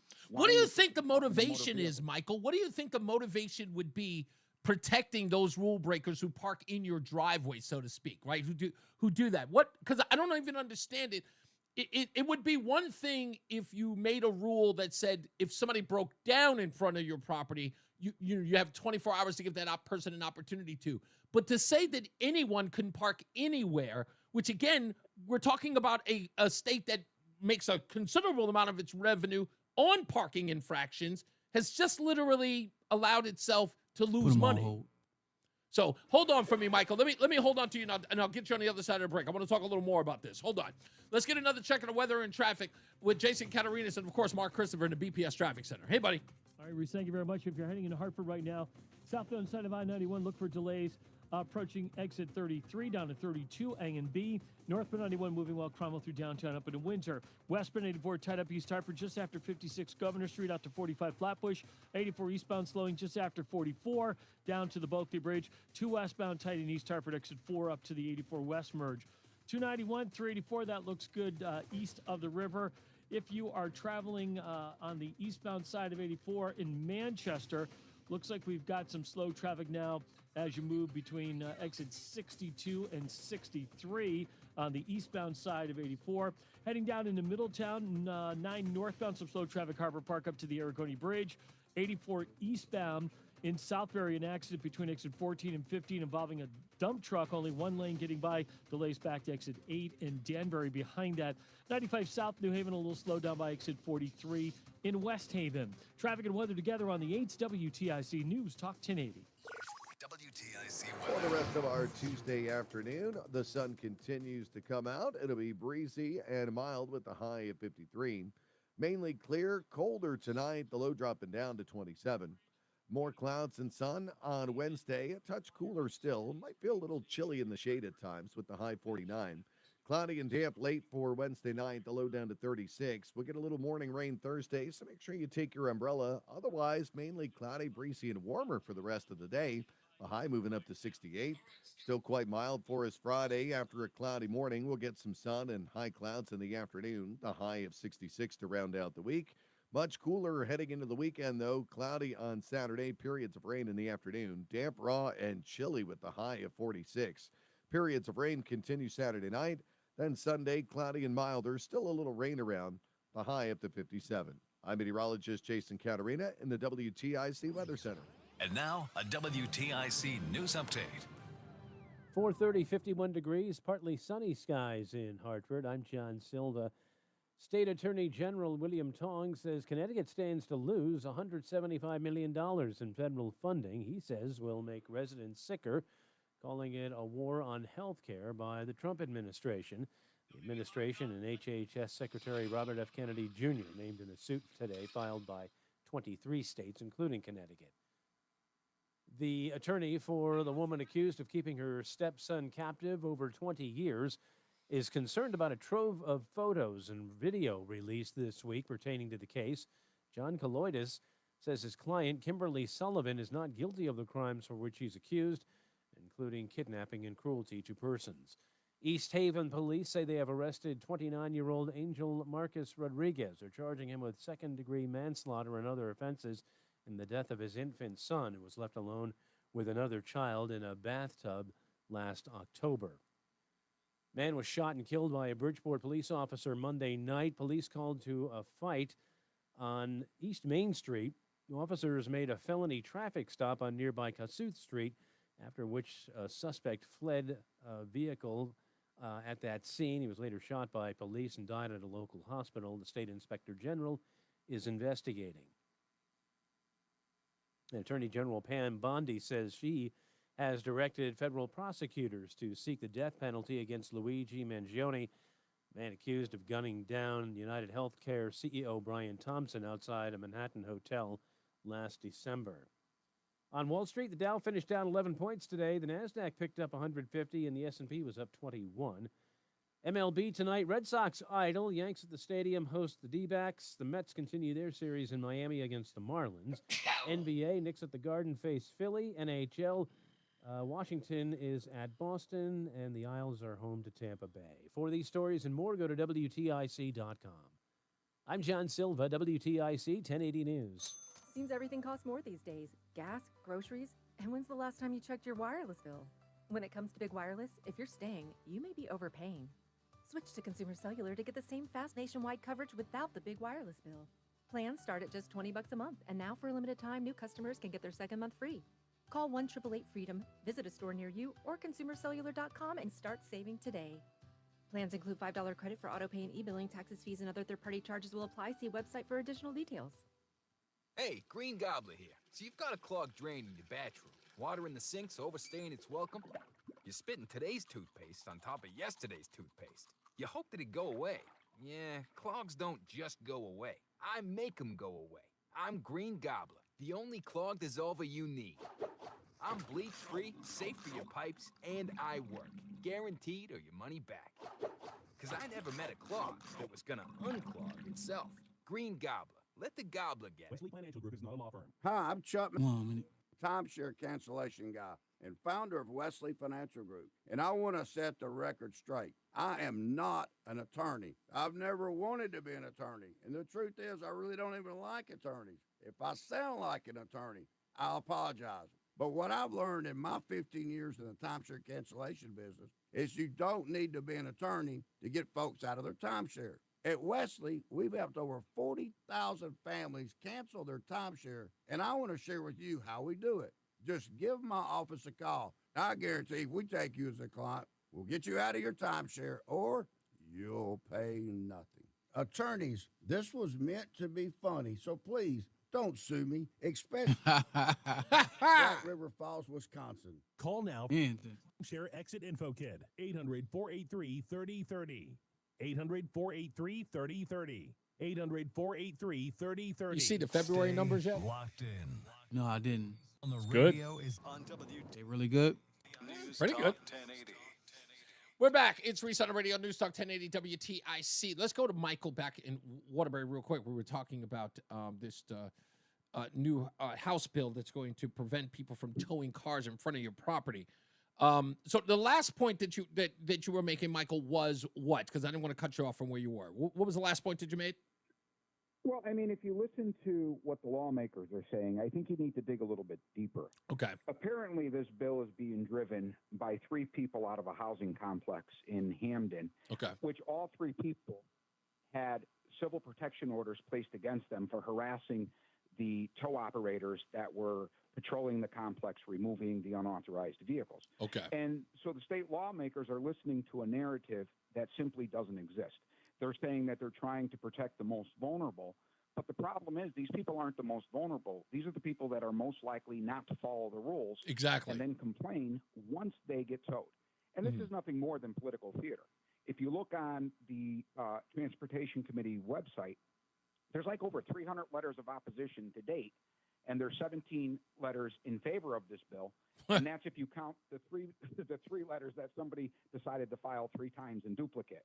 The state's pushing this bill to appear like they're protecting the public from predatory towing and shady real estate property managers, right. But they're only rewarding the rule breakers, and they're punishing the responsible property owners and tenants that just want to have a place to park and they want to preserve their parking lot. Which again, this is another thing that you could sort of, chip off, when it comes to legislators in the state. It's like this working against the will of the people, and to boot, also infringing on the rights of people who are private business owners. And that's apartment buildings as well as, stores and restaurants. That's all this is, right? If you let's say that your storefront doesn't have parking in front of it because of delivery packages or anything like that, you have a designated parking.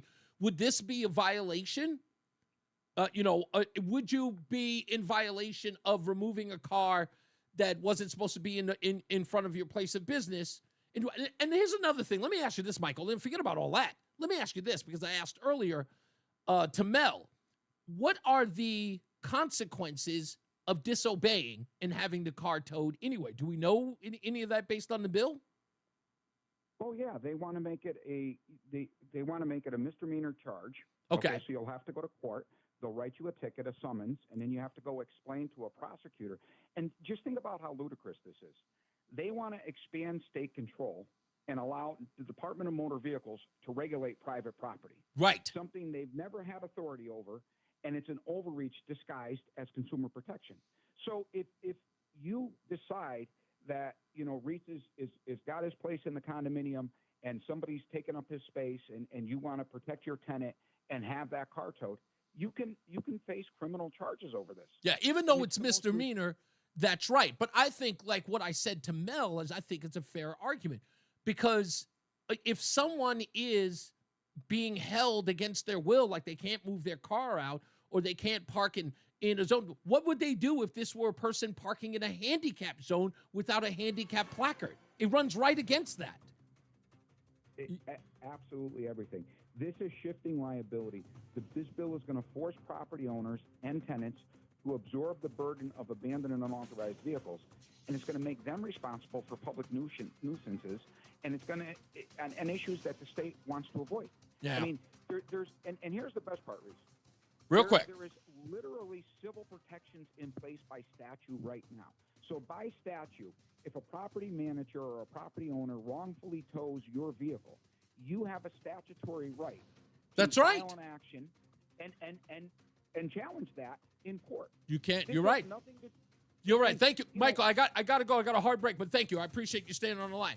Let's we'll take a break. We'll come back. Let's get to Jason Catarinas with weather and Mark Christopher's in the BPS Traffic Center. Thanks, guys, for holding for me. No problem. Reese, thank you very much. Well, if you're 91 southbound coming into downtown Hartford, you're looking at delays 33 down at 32 A and B. Looks real good 91 northbound, Cromwell through downtown up into Windsor. Westbound 84 tight up 56 Governor Street out to 45 Flatbush. 84 eastbound slowing about a half mile before 46 Sisson Avenue into the tunnel. 291 384 OK east of the river. 2 eastbound moving well Glastonbury into Marlboro. 9 northbound slowing Harbor Park up to the Aragoni Bridge. 84 westbound slowing on the Mixmaster in Waterbury. 84 eastbound, look out for an accident involving a dump truck between exit 14 and 15 on the eastbound side of 84 in Southbury. Only one lane gets by. You've got delays now back to exit 8 in Danbury behind that. That's a lengthy delay there. South 95 slows from 46 in New Haven down to 43 in West Haven. Traffic and weather together on the 8's WTIC News Talk 1080. You got your messenger on? Yeah. Clear, Right. colder I just sent you a tonight. The picture. low dropping down to 27. More clouds and sun for Wednesday. Going to feel chilly at times. The high 49. Cloudy and damp late on our Wednesday night. The low down to 36. Now, a little morning rain Thursday may have some impact on the morning commute. What is that out of 5? Cloudy, breezy, and warmer. Yeah, today, the high so up to 68. Not a bad day Friday to round what out was the that? week. Sorry, Cloudy I should have start, sent but, the sun other and high part clouds too, for the afternoon, the because high then you can't read it 66. right. Cooler with You know what? I'll periods of send rain you in the afternoon link. Saturday. Give me a Damp, second raw, and chilly with the high 46. Still a little rain Sunday, but much milder with the high up to 57. Well, right now it's 55 in New London. It's 52 in Mansfield. 51 now in Hartford. I'm meteorologist Jason Catarina in the WTIC Weather Center. There's a lot on the line in a divorce. Your home, savings, retirement, maybe even kids. So when you find that yourself pops up facing to the right divorce page. and the Yeah, unexpected directions it can take, you really need a partner you can count on. I'm Rick Julius, a partner at Cordell & Cordell. We're committed to helping protect your personal interests and the life you've built. Don't let divorce take more than it has to. Talk to us today. Schedule an appointment with one of Cordell & Cordell's Hartford area attorneys. Phyllis McCutcheon, licensed in Connecticut. Online at cordellcordell.com. Tune in to WTIC News Talk 1080 for Healthy Rounds. Host. Oh, okay, I see now. LSC, Saturday mornings 11 till noon. Learn from the top in the middle of the pack. medical findings Yeah, and not call bad. in with your medical question. Yeah, not bad. And Is rising, I dedicated might to add. providing accurate and timely health information and is sponsored by Hartford Healthcare, Ratchford, I would hate to be Covera, University of UMass. Sports Oh, yeah. Medicine, Healthy Rounds, Saturday mornings 11 till noon on WTIC, News Talk 1080 and WTIC.com. Hey, it's Tom Shattuck. As you know, my friend Phil 1 minute. doing Awaken 180 weight loss, and he's just finished up week 7. Phil, how'd it go? It's funny, Tom. I had a feeling like, I don't know about this week. I kind of. Do you know who I really want, right? So little, I thought, you know what? If that's Ooh, NPR. Goddamn right really I do.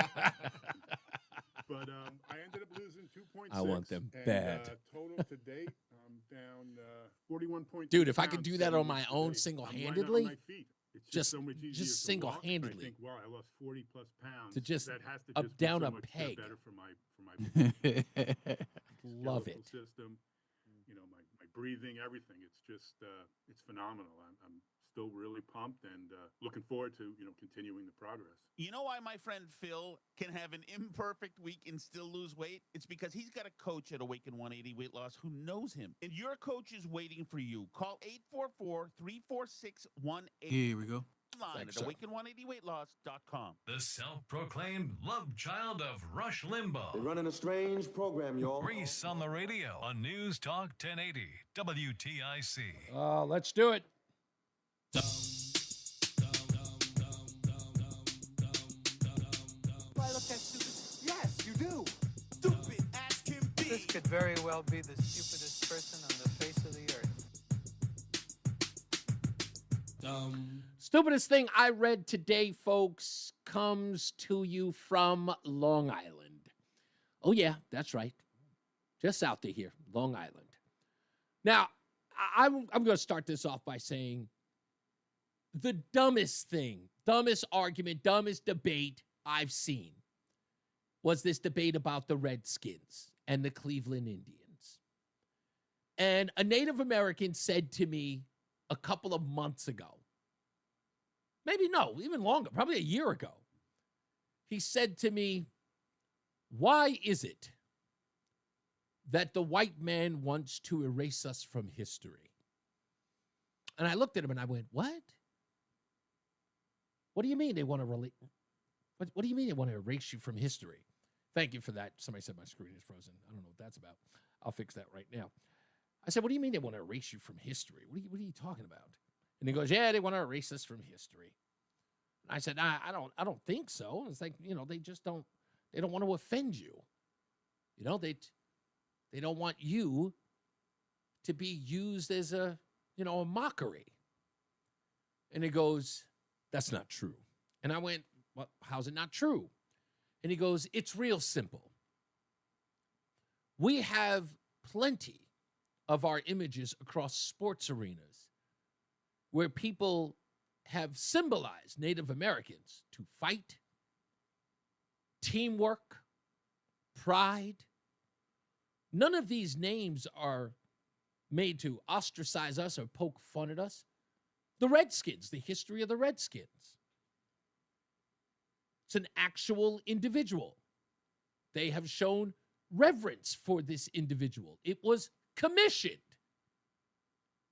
by the Native American tribe that represents the person on there.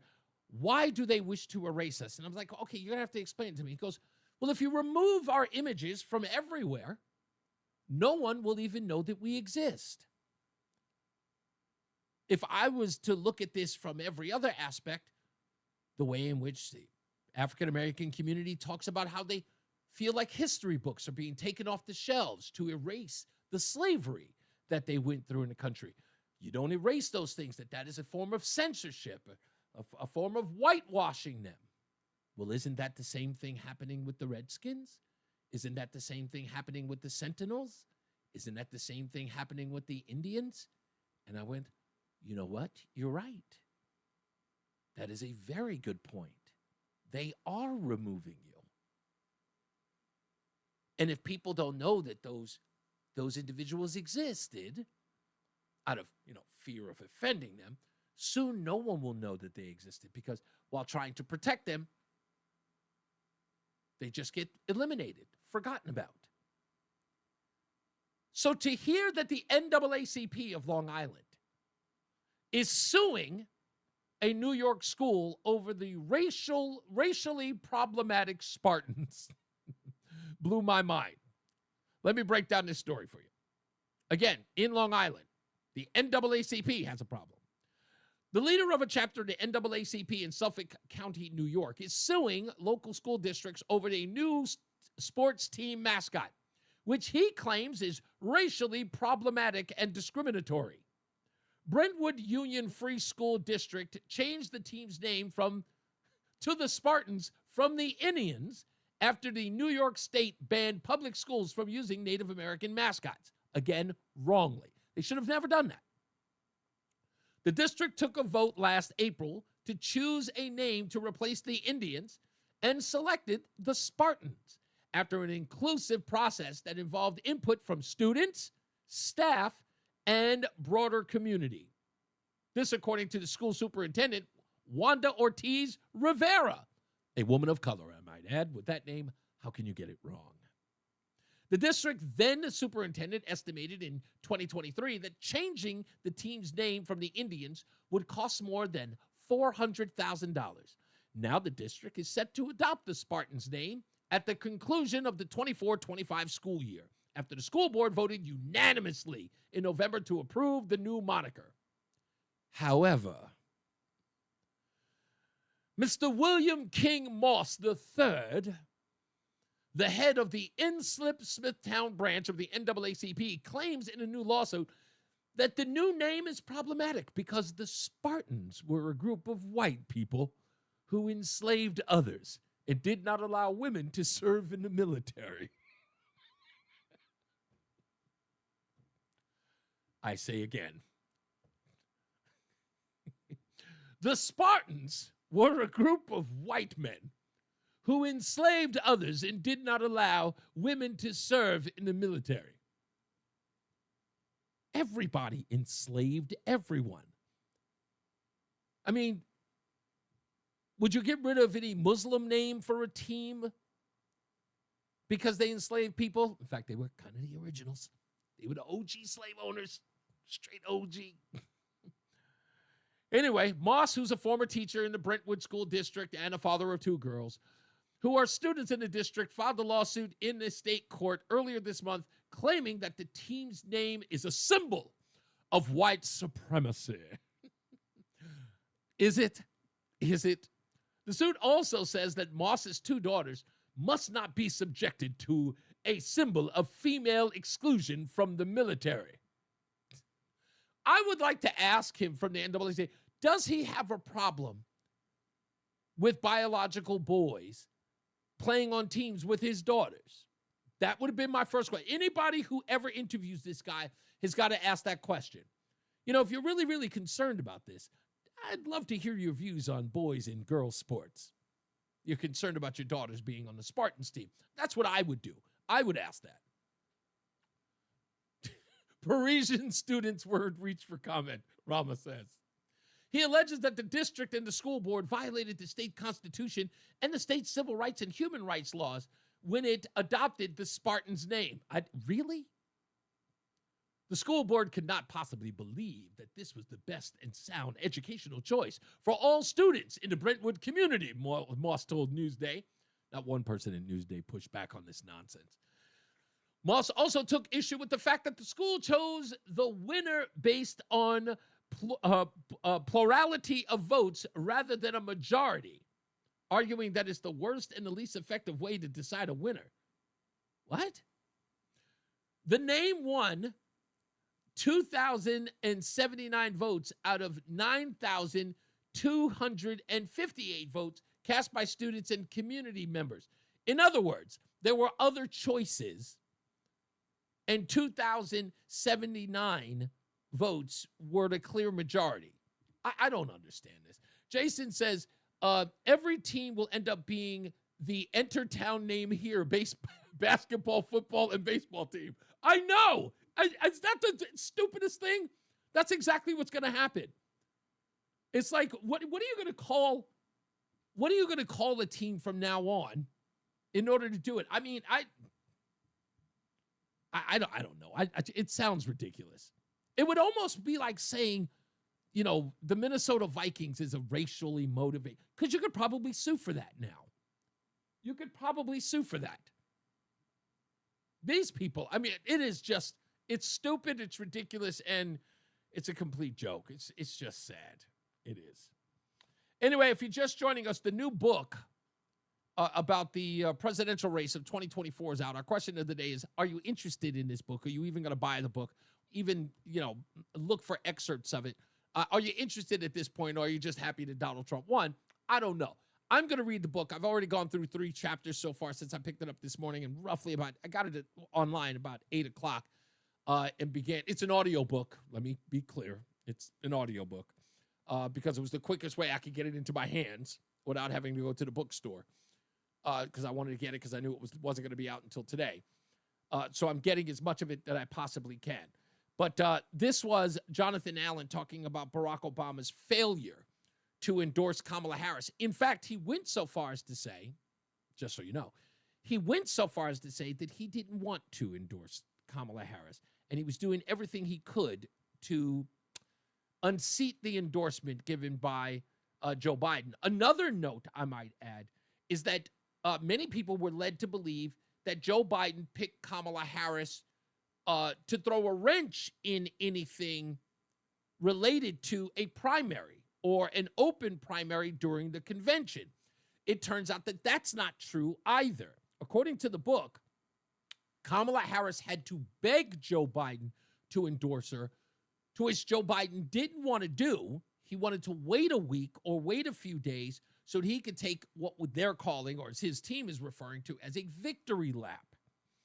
And in essence, the victory lap was to him to sort of like say his goodbyes.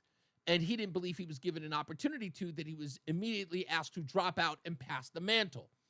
What was also interesting was that there were calls immediately to replace Joe Biden with Gretchen Whitmer. 2 people who were in a group text said, Gretchen Whitmer for president, endorse Gretchen Whitmer now. to I would say, let's just say, the anger of many people in the Congressional Black Caucus, who immediately stepped up and said, if it ain't Kamala, it's no one. And they had already had Jim Clyburn on the, they had him on the record that he was going to endorse Kamala Harris immediately at the behest of the Congressional Black Caucus. So the Congressional Black Caucus, they forced the hand of Jim Clyburn and forced the hand of Joe Biden. When Joe Biden first did the draft of his leaving the presidential race, he called Jim Clyburn and said to him, hey, I'm dropping out. And he sent him his endorsement. When he read it, he said, you're missing one thing. And he said, what's that? He said, the endorsement of Kamala Harris. And he made Joe Biden rewrite it. Kamala Harris called Joe Biden, actually Joe Biden called Kamala Harris to let her know that he was dropping out. And she says, I need you to endorse me now. I need you to endorse me now. He was reluctant to do that. Jim Clyburn was going to have a call with Barack Obama at 5 o'clock that same day. And he was, pretty much going to get Clyburn on board for an open convention. Clyburn wasn't having any of it. He was going against Barack Obama's plans as well. He was going to say, look, we're endorsing Kamala Harris. Sorry, Barack, it's a done deal. Barack Obama was like, no, we don't want either of these people on the ticket. Nancy Pelosi and Barack Obama, they were pretty much lockstep with one another, while the Congressional Black Caucus, Jim Clyburn and Kamala Harris, were going to force Joe Biden to endorse her, which again led to this. So this is the author of the book Fight, Jonathan Allen, talking about that. President Obama absolutely did not think that Joe Biden should continue, according to our sources close to President Obama. And he also didn't want Kamala Harris to be the replacement for Biden. He didn't think that she was the best choice for Democrats. And he worked really behind the scenes for a long time to try to have a mini primary or an open convention, or a mini primary leading to an open convention. Did not have faith in her ability to win the election. So, and as it turned out, she didn't win, but he was really working against her.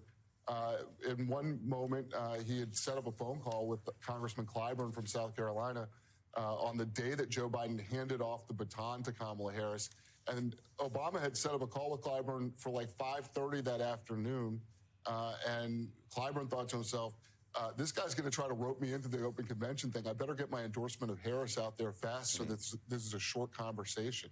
Wow. So that's, and when Harris talked to Obama on the day that Biden handed off to her, Obama was unwilling to give his endorsement then. That was an interesting turn. As I said on this very program, Barack Obama never wanted Kamala Harris, and he told her as much. And the campaign wanted Obama to give full-throated support. He did not. They had to beg him for days, because if you remember, during that time, it was a full week. It was on a Friday morning when we finally got that very cringeworthy and obviously staged phone call with Kamala Harris leaving some event with a sorority, I guess the sorority that she was with, where she is talking to Michelle and Barack on the phone. And everybody in the video, go back and look at it yourself, everyone noticed something very obvious. And that was Kamala Harris was wearing a lapel mic during that phone call so that they could pick up the audio of Michelle and Barack. And everybody called it cringeworthy because everybody knew it was staged. And people were asking us, like, why did Michelle Obama wanted to be, why didn't she decide to either put out a tweet, put out a video endorsing him? Well, she didn't want to. Neither of them wanted to. They had no faith in Kamala Harris, and they wanted nothing to do with what was going to be an obvious loss that they all knew was going to happen.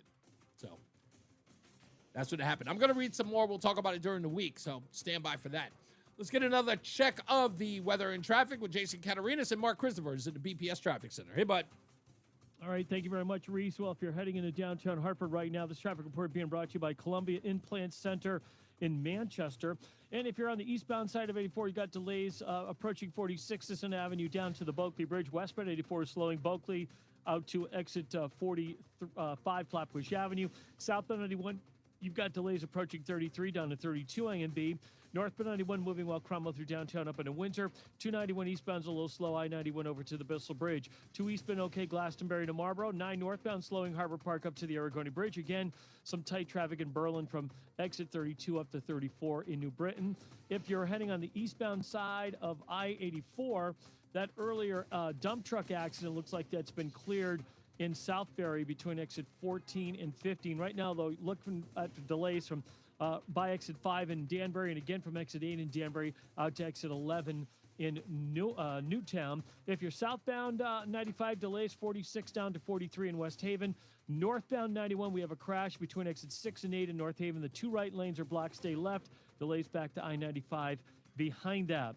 Traffic got you down. Turn that frown upside down at Columbia Implant Centers in Manchester. They offer fast, efficient dental implant procedures completed in a single visit.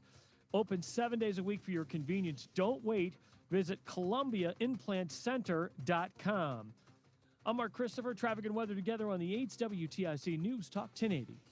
WTIC weather. For the rest of our Tuesday afternoon, we'll see some sunshine returning. It'll be breezy and mild with a high of 53. Mainly clear and colder tonight. The low dropping down to 27. Now more clouds and sun for us on Wednesday. A touch cooler. Might feel chilly in the shade. The high 49. On Thursday, a little morning rain, so make sure you take your umbrella. Otherwise, a mainly clear, breezy, and warmer day overall with the high moving up to 68. I'm meteorologist Jason Caterina in the WTIC Weather Center. WTIC is celebrating 100 years on the air and 100 years of serving Connecticut. This is WTIC and WTIC FM HD2 Hartford, an Odyssey station. 5 o'clock, Hartford temperature 51 degrees. I'm John Silva, WTIC 1080 News. An attorney for the Waterbury stepmother accused of holding her husband's son captive for 20 years, is slamming the Waterbury Police Department for its public release of evidence in that case. More from WTIC's Dave Mager. Defense attorney John Kaloidis insists the evidence that went public Monday should not have been released. What was done yesterday was shocking and completely inappropriate. He says police photos showing parts of the Sullivan family home in rundown condition can only serve to further bias the public against his client, suggesting a change of venue may be required to find a fair jury. We intend on questioning every juror we can until we find those impartial jurors. And if we can't find them in this jurisdiction, then we will move to another one. Kimberly Sullivan remains free on $300,000 bond with a GPS monitor. Charges include assault, kidnapping, and unlawful restraint. Dave Maker, WTIC 1080 News. East Haven police say they've arrested a 29-year-old man in connection with the death of his infant son. Angel Marcus Rodriguez charged with second-degree manslaughter and other charges in the death of the 7-month-old son, also named Angel, was left alone with another child, police say, in a bathtub last October. The medical examiner says the cause of death was drowning. State Attorney General William Tong says Connecticut stands to lose $175 million in federal funding he says will make residents sicker, calling it a war on health care by the Trump administration. The administration and HHS Secretary Robert F. Kennedy Jr. are named in a suit filed by 23 states today. This includes, and this is a big number, $175 million to the state of Connecticut. Let me say that again. Not 1 million, not 10 million. $175 million to the state of Connecticut for essential public health, mental health, and addiction services. Says that money meant to fight addiction, infectious diseases, and the opioid epidemic, among other things. A state trooper was injured when the driver of another vehicle hit a police cruiser at a crash scene Monday night. It was around 11:30. Trooper was positioned behind a vehicle that had become disabled and was partially in the right lane. A wrecker was also on scene when police say another vehicle failed to move over and hit the police cruiser from behind. The trooper was taken to the hospital for treatment of minor injuries. The driver, police say, was not intoxicated, but was issued a summons for failing to slow down and move over, as the law states. A fourth U.S. soldier has been confirmed dead in Lithuania. A week after 4 U.S. soldiers went missing in Lithuania, the last of them has been found dead. The other 3 bodies were recovered yesterday, shortly after their armored vehicle was pulled from a swamp in the east of the country near the border with Belarus. That's correspondent Elaine Cobb. Trump administration cutting off funding to another school. More from correspondent Matt Piper. The president of Princeton University says grants have been suspended by agencies, including the Department of Energy, NASA, and the Defense Department. They're reportedly worth more than $200 million. Princeton was one of dozens of schools the Department of Education warned earlier this month could have federal funding taken away over alleged anti-Semitism on campus. Last month, Columbia agreed to Trump's demands to get funding restored. Dow down 11 points today on Wall Street. NASDAQ up 150, S&P up 21 points. For these stories and more, go to WTIC.com. I'm John Silva, WTIC 1080 News. As men get older, bodies change. We all know that. And often we just accept the changes as the way it is. But some of those changes, such as bad sleep patterns, low sex drive, brain fog, no energy, and reduced gains in the gym, could be due to low testosterone. And that is something you can change. This is Dale for Northeast Men's Health. And even if you're in your 30s, if you're experiencing some or all of the symptoms I just noted, you very well may need low testosterone treatment. With our treatment protocols, if you're like most men, you'll be amazed at the change. You'll have more energy, improved mental clarity, your sleep will be better, so will your workouts, and you'll likely find your sex drive increases too. So give us a call today and make a change for the good. Your initial visit is just $99 and includes blood work and a medical consult. And if you start treatment the day of your appointment, your visit is free. Call 800-930-5956. Yep. That's 800-930-5956. Or go to northeastmenshealth.com. That's northeastmenshealth.com. We have 5 offices across the Northeast to serve you. Northeast Men's Health, a Promedic restorative health practice. The hour that packs a punch. It's Reese on the Radio on WTIC News Talk 1080. I hope all of you know that tomorrow is coming. And tomorrow is none other than... It's peanut butter jelly time, peanut butter jelly time, peanut butter jelly, peanut butter jelly, peanut butter jelly with a baseball bat, peanut butter jelly, peanut butter jelly, peanut butter jelly with a baseball bat. That's right. Our good friends are Between Rounds.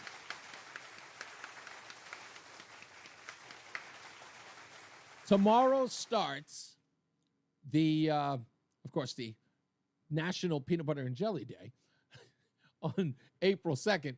And for the entire month, starting tomorrow, go to any one of the Between Rounds located in South Windsor, Vernon, Manchester, Toland, and East Windsor. Any one of them. Any one of those 5 locations. Get a peanut butter and jelly sandwich. A Reese's peanut butter and jelly sandwich. And $1 will go to our friends at the Friendly Hands Food Bank. Yeah, and if you, What's that? If you just so happen to catch me. Oh, that's right. And you will catch our very own Emmy-winning producer. Emmy-winning producer. Roland, go there and bug him about the Emmy. See if he has any pictures on his phone of his Emmy award. You can see Roland at, what did you say, like 10:45, 11 o'clock? Yeah, like, I'm going to say 10:30 because then I got to be over here. You got to be over there. Okay, so 10:30 at the Manchester location. Roland will be there, so you got to catch him. So if you get there before he does, that would probably be wise because he doesn't have a little bit of time in the Manchester location. And I may, just may, have something in my pocket to give out. Really? Yeah. Okay. All right. So there you go. So go meet Roland at the Manchester location tomorrow, National Peanut Butter and Jelly Day, Between Rounds, Manchester. And by the way, if you can't make it to Manchester, please go to any one of them located in South Windsor, Vernon, Manchester, Toland, and East Windsor. Get a Reese's Peanut Butter and Jelly sandwich. They will give $1 to the Friendly Hands Food Bank. And we're going to do it for the entire month of April. And, if it's a success, which we hope it is, I wonder if they'll reveal how much they were able to give the Friendly Hands Food Bank. I don't know if that's a part of the whole deal, but I'm believing that they will. To let us know. And if it is a success, and I'm hoping that it is, we could do it again next year. Right? So I would love to, to forge something that we could do every year, as we call it, the annual Reese's Peanut Butter and Jelly Sandwich deal. What were you going to say, Roland? Oh, no, I was just agreeing with you. Oh, okay. So, yeah, so if you'd like to be a part of that, do that tomorrow. Again, you don't have to do it exactly tomorrow. It'd be nice to do it tomorrow. But do it for the entire month. Encourage your friends. If you like peanut butter and jelly, I know that you can't have it every day for lunch. But, buy one for a friend. It's a nice gesture. Buy somebody a peanut butter and jelly sandwich. Buy it for a girl that you're probably talking to and say, you know what? Hey, I thought I'd give you a peanut butter and jelly sandwich because, one, it's a great sandwich and it's from Between Rounds, a great company, and you're helping out the Friendly Hands Food Bank, feeding the hungry. And the girl, you never know, second date material. Do something like that. Let's get another check of the weather and traffic. Jason Catarinas has got your weather. Mark Christopher's in the BPS Traffic Center. Mark, peanut butter and jelly day tomorrow. You know that, right? That's fantastic. Fantastic. Now, the only thing is it's Tolland. I know you keep saying He Toland. says it's Toland. Everybody's telling me it's Toland. Tolland. It's Tolland. Tolland. Okay, Tolland. No, everybody's telling you it's Tolland. You keep saying Toland. All right, whatever. Tolland. Tolland. I'm going to say it like that. Tolland. Okay. Tolland, Connecticut. Tolland, Connecticut. All right. Spell it differently. I know. Sure, I know. It looks like Toland. You're right. But it's I know. I'll say it now. Trust me. I'm putting it down on the thing now. Say T-A-land. So that's what. It should be spelled with an A. You're right. Phonetically, you're right. It does Exactly. sound like an A. All right. I'll work on it. All right. Hey, Reese, if you're heading into Hartford right now, 84 eastbound, some slow traffic about a half mile before 46 an Avenue, down to the Bulkley. Westbound 84 slows 56 Governor Street, out to exit 47 Sigourney Street. 91 southbound delays 33 down to 32 A and B. A little slow down. If that's the case, my name should be Rolland and not Roland. Down up into Windsor. 291 through 84 okay. 2 eastbound moving well Glastonbury to Marlboro. 9 northbound slowing as you move up between Harbor Park and the Aragoni Bridge. If you're heading into Waterbury, slight slowdown on the Mixmaster. 84 eastbound Danbury slowing 3 to 5. Again, 84 eastbound slowing from 8 in Danbury out to exit 11 in Newtown. Southbound 91 delays. Actually, southbound 91 is okay. Northbound 91 is slowing from I-95 up to exit 8 in New Haven. We had an earlier accident between 8 and 10. They have cleared 8 and 9, rather. They have cleared that out of the way. Traffic and weather together on the 8's WTIC News Talk 1080. WTIC weather. Mainly clear and colder tonight. The low drop it down to 27 here for us. Then more clouds and sun on Wednesday. It'll feel chilly at times. The high of 49. Cloudy and damp late for tomorrow night. The low down to 36. That's going to lead to a little morning rain on Thursday. Could impact the morning commute. Otherwise, mostly cloudy, breezy, and warmer for the rest of the day. The high up to 68. Cloudy in the morning on Friday with sun and some areas of high clouds. And the rest of the day, the high of 66 to round out the week. Not a bad day. Nicer than it's going to be over the weekend, honestly. Cloudy and cooler with periods of rain Saturday afternoon. Damp, raw, and chilly with the high 46. Cloudy and milder with a little rain on Sunday, the high of 57. Currently, it's 50 in Danbury, 46 in Waterbury, 53 in Bridgeport, and 51 in Hartford. I'm meteorologist Jason Caterina in the WTIC Weather Center. Are you looking for an easy way to get a daily detox?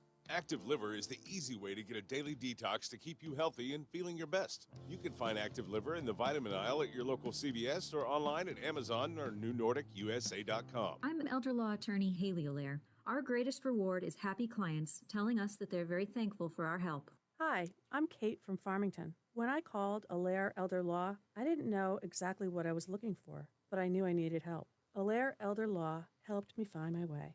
My husband had a stroke a year ago, and we worked hard to bring him home. I worried about what would happen if either of us had another medical emergency. Allaire Elder Law worked with us to develop a plan that will keep my husband safe at home while protecting our assets. What surprised me most was that I didn't just work with a lawyer. I worked with a wonderful team of people. Charlotte helped me rewrite my will to protect my husband. Amanda helped me gather materials and navigate the Medicaid application. Heather came to our home to meet us, understand our needs, and connect us with a healthcare agency. I'm grateful for the team at Allaire Elder Law. Find out more at AllaireElderLaw.com. That's ALLAIRE. 1 minute. Scott McDowell, the timeshare cancellation guy and founder of Wesley Financial Group. And I want to set the record straight. I am not an attorney. I've never wanted to be an attorney. And the truth is, I really don't even like attorneys. If I sound like an attorney, I'll apologize. But what I've learned in my 15 years in the timeshare cancellation business is you don't need to be an attorney to get folks out of their timeshare. At Wesley, we've helped over 40,000 families cancel their timeshare, and I want to share with you how we do it. Just give my office a call. I guarantee if we take you as a client, will get you out of your timeshare or you'll pay nothing. Attorneys, this was meant to be funny, so please don't sue me, especially my friend Kenneth from Black River Falls, Wisconsin. Call now for your free timeshare exit and 800-483-3030. 800-483-3030. 800-483-3030. Reese on the Radio is getting ready to It's peanut drop butter some jelly knowledge. time. Peanut butter jelly time. Peanut butter jelly. Peanut butter jelly. Peanut butter jelly with a baseball bat. Peanut butter jelly. Peanut butter jelly. Peanut butter jelly with a baseball bat. I've totally forgot to take that off. Anyway, you know what? That whole Tallinn thing, let me tell you something. That every time I hear this and people start getting on my case about the pronunciation of something, I'm never going to forget when I worked in Boston and I did not say Haverhill and I said Haverhill. I'm like, hell, screw your... You know when it also happened? 2004, I come to Connecticut, and we were talking about, I think we came on the air and we were sort of introducing ourselves to the audience and we're talking about our time there. And Star turns around and says to me, he goes, Reese, what was the name of the street that we went down where we went to the Jamaican restaurant? And I was like, oh, the place that's right off, it's right on Sigourney Place. Or Sigourney Street, I said. And I got these phone calls for an hour on the air. It's Sigourney. Sigourney. And I went, oh, forgive me. I didn't know it was pronounced that way. I've always known Sigourney Weaver. I've always seen the way it was spelled. How could I make such a mistake? And it also reminds me of my cousin, who I hadn't seen in many years, and she had a daughter, and I hadn't never met her daughter. And in fact, it was at my grandfather's funeral. And she was introduced. She was like, Reese, come over here. I want you to meet my daughter. And I come over and I said, hey, hello. And she goes, this is my daughter, Nikki. She says, Nikki. And so, of course, I'm thinking Nikki is a nickname. You don't really refer to people by their nickname when you first meet them. You refer to them by their full name. So I said, hello, Nicole, trying to be respectful. She goes, it's my daughter, Nikki. And I said, hello, Nicole. Pleasure to meet you. I'm your cousin, Reese. Her mother turns her face up, along with a couple of other people who were there. And they were like, her name is Nicola. And I was like, oh, Nicola. I'm sorry, I didn't realize that. For some odd reason, I was making just a jump from Nikki being Nicole. That's usually the nickname of Nicole. Why would I? I'm so sorry. Dumb me not making the connection that Nikki is short for Nicola. Because no sane person would name their kid Nicola. Nobody would. So yes, I apologize that I was frenetically looking at the word Tallinn and thinking it read Toland. I'm working on it. We'll make the mistake again. Yeah, Nicola Tesla. No. Don't give her that much credit. Craig is in the chat room, and Craig says, wow, cousin named her kid after Nikola Tesla. No.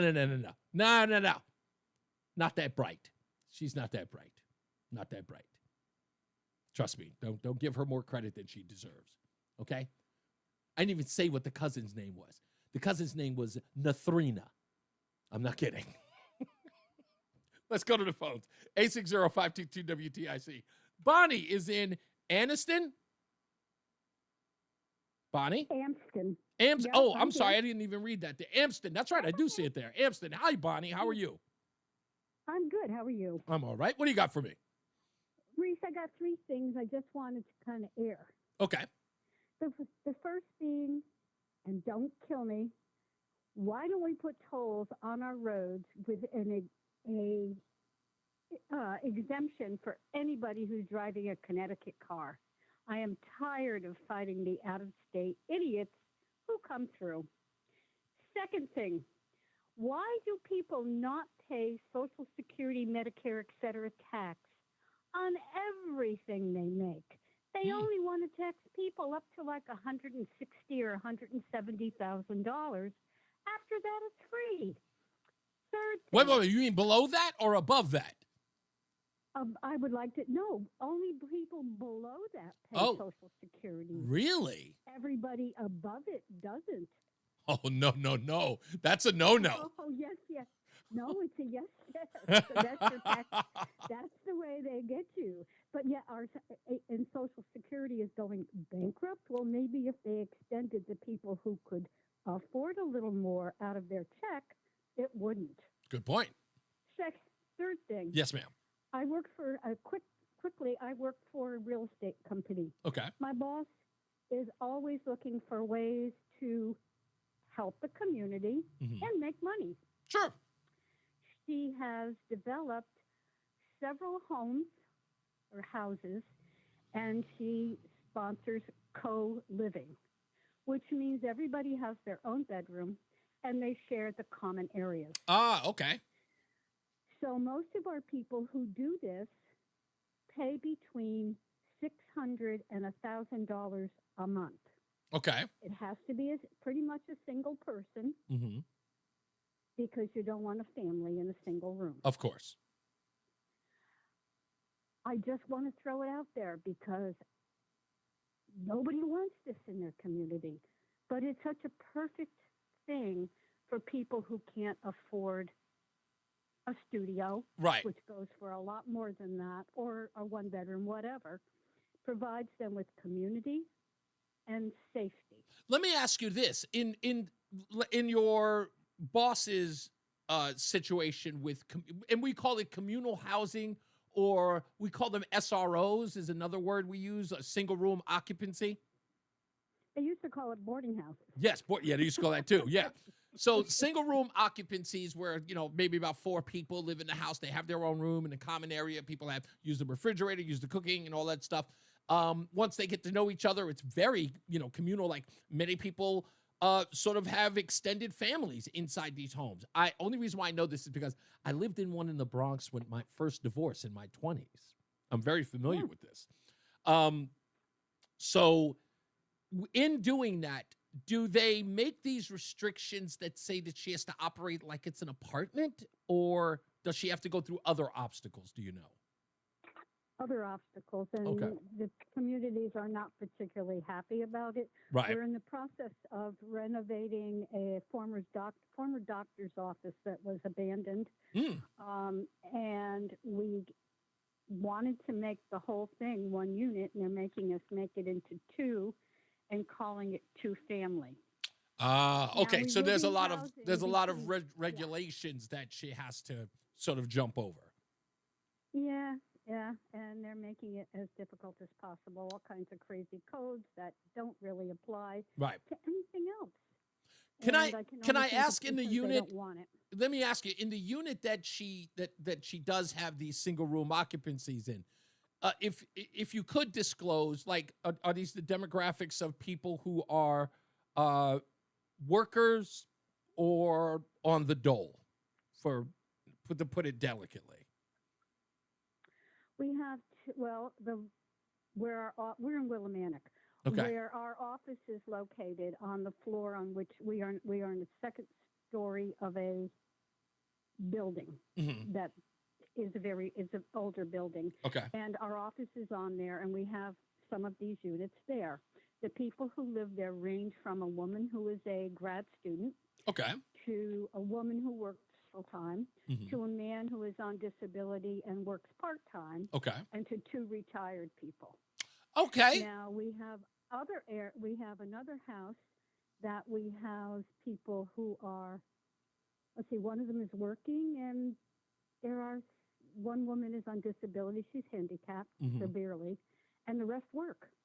So these are very viable candidates, but I mean, you can almost suggest that a lot of these people are doing this because it's cost effective. That's one. I mean, for renting a room for $600-700 to $1,000 is far more reasonable than renting a home where the rents start at the low end $1,800 a month, not including utilities. This is an opportunity to sort of share in the utilities, because everybody's paying one flat fee for those utilities, and the amount of money that the homeowner makes is also paying off the mortgage if there is, even if there is one, they're paying off that mortgage. So that assists them. So everybody wins. And the candidates seem to be reasonable. You have retirees, you have full-time workers, you have college students. It's not like they have welfare recipients or Section 8 people in the House.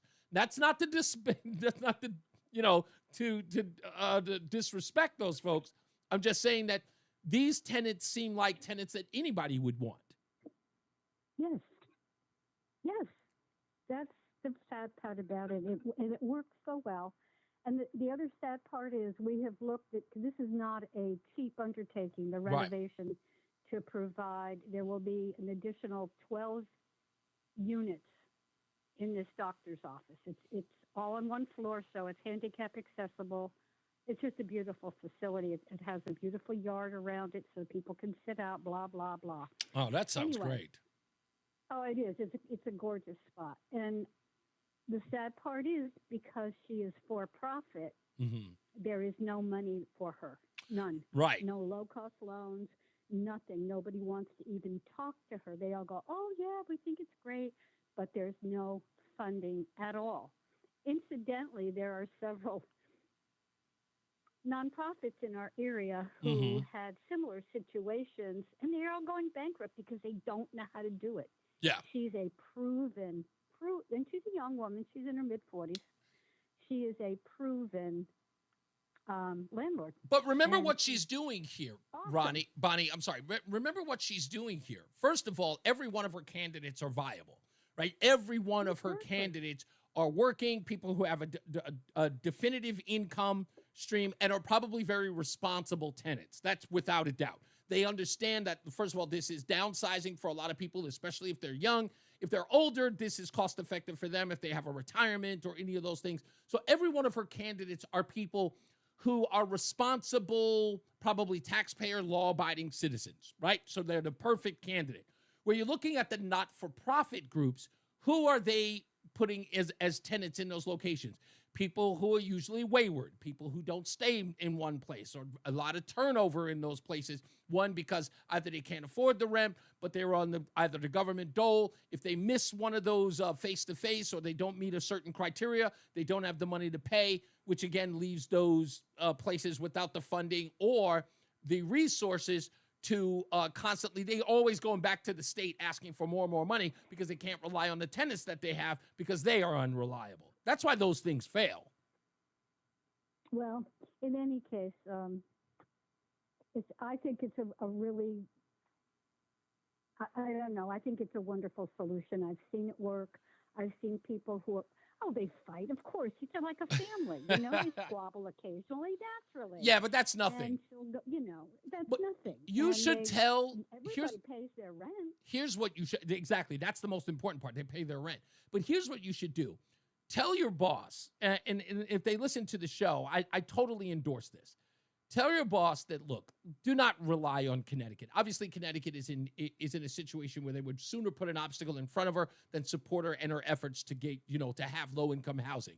She's doing low-income housing, and she's helping people who need it most and who can't afford to do so. But if she cannot rely on them, then she has got to go she's got to go in the route of crowdsourcing. Right? She's going to have to go into actually fundraising with other communities so that other people can do this in and around, or she can grow her brand so that other people see how successful it is. And then when they see how successful it is, those people will follow suit. The government will come around, but they've got a sort of proven concept rule about what they do. She's got to set the standard for the government. When they see how much of a success she is, they'll immediately want to go on board. They go, oh, you hear this story about this woman doing such and such? Then all of a sudden they want to be a part of it. That's how that works, especially in Connecticut. Proof of concept for them is exactly how they work. You're the first person who has a public platform persona. Oh, okay. Platform persona who has actually listened. So thank you. My pleasure. appreciate Bonnie, that. I totally appreciate you telling me. Again, I'm a homeless kid. I grew up as a homeless kid. I lived in one of these single family, single residence places before. In fact, my girlfriend, Laura, again, also from Danbury, she lived in one in Manhattan, right down the street from the building that Jack Nicholson lives in the movie As Good As It Gets. That's why we lived there in that single room occupancy during the making of that film. So thank you, Bonnie. I appreciate you calling. Thank you, Reese. I appreciate what you do. My Take pleasure. care. No doubt. Let's get another check of the weather and traffic with Jason Catarinas and Mark Christopher in the BPS Traffic Center. Hey, bud. All right, Reese, thank you. Westbound 84 delays approaching the Bulkley Bridge out to 45 Flatbush. 84 eastbound slows about a half mile before 46th and Avenue into the tunnel. 91 southbound delays 33 to 32. Again, down bikes at 28. If you are northbound 91, that moves well Cromwell through downtown up into Windsor. 291 eastbound's a little slow off of I-91 up to the Bissell Bridge. 2 eastbounds, once again, tapping the brakes by 5C in East Hartford. If you're heading into Middletown, 9 northbound slows Harbor Park up to the Oregoni Bridge. A little slow again, 32 in Berlin up to 34 in New Britain. 84 westbound Waterbury slowing 22 to the Mixmaster. 84 eastbound, you got delays Danbury 3 to 5 again from 8 in Danbury out to exit 11 in Newtown. Another bump as you move between 14 and 15 on the eastbound side of 84 in Southbury. Southbound 95 slows 46 down to 43. And 95 northbound New Haven slowing from exit 44 up to 48, then the I-91 interchange. Traffic and weather together on the 8's WTIC News Talk 1080. WTIC weather. For the rest of our Tuesday afternoon, we'll see some sunshine returning. It'll be breezy and mild with a high of 53. Mainly clear and colder tonight, the low dropping down to 27. Now, more clouds and sun for us on Wednesday. A touch cooler. Might feel chilly in the shade, the high 49. On Thursday, a little morning rain, so make sure you take your umbrella. Otherwise, a mainly clear, breezy, and warmer day overall with the high moving up to 68. I'm meteorologist Jason Catarina in the WTIC Weather Center. And now, a WTIC news update. It's 5:30. Good afternoon. I'm John Silva, WTIC 1080 News.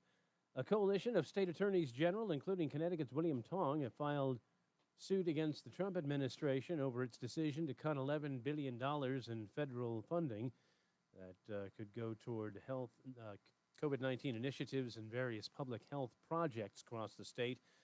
Attorneys general from 23 states filed that suit in federal court today in Rhode Island. East Haven police are charging a man in the death of his infant son last fall. They say 29-year-old Angel Marcus Rodriguez left the 7-month-old alone in a bathtub with another child. The son, also named Angel, drowned, according to the medical examiner. Rodriguez faces manslaughter and other charges. Attorney for a woman accused of keeping her stepson holed up in the family home for the better part of 20 years held a news conference this afternoon in Waterbury. John Kaloidis, press avail, came on the heels of a trove of photos and video of the night the now 32-year-old man set fire to the family home on Blake Street. Kimberly Sullivan is facing cruelty to persons and other charges. Nursing home workers rallied in Hartford today. They're asking the governor and lawmakers to help them avoid a strike. They say they can barely make ends meet and have to work close to 100 hours to do so. They also say the nursing homes are short on staff and supplies. Police and elected officials gathered in New Haven today to urge lawmakers to pass strict legislation on street takeovers. They say they'd like to see legislation similar to what they have in the Elm City. We've seen the formation of a task force and enforcement that includes the seizure and, in some cases, destruction of illegal dirt bikes. Handful of elections in Florida and Wisconsin have become key tests of President Trump's political standing just over 2 months into his second term. Trump and his top government efficiency advisor, Elon Musk, have both featured prominently in today's marquee races, a swing seat on the Wisconsin Supreme Court and 2 Republican-friendly Florida congressional seats. Wall Street, a mixed bag today. The Dow down 11 points, the NASDAQ up 150, and the S&P up 21. Baseball tonight, the Red Sox have the night off. They'll be back at it tomorrow in Baltimore.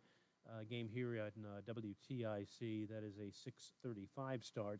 At the stadium tonight, the Yankees open a 3-game set with the Diamondbacks. The Mets continue their series in Miami against the Marlins. NBA, Knicks host Philly. NHL, the Bruins home to Washington. And the Isles skate against Tampa Bay. For these stories and more, go to WTIC.com. I'm John Silva, WTIC 1080 News. This is Dale for Northeast Men's Health, where our erectile dysfunction treatments are shown to be effective in well over 90% of cases. Here is one of our patients, Bill, sharing his experience on our ED treatments.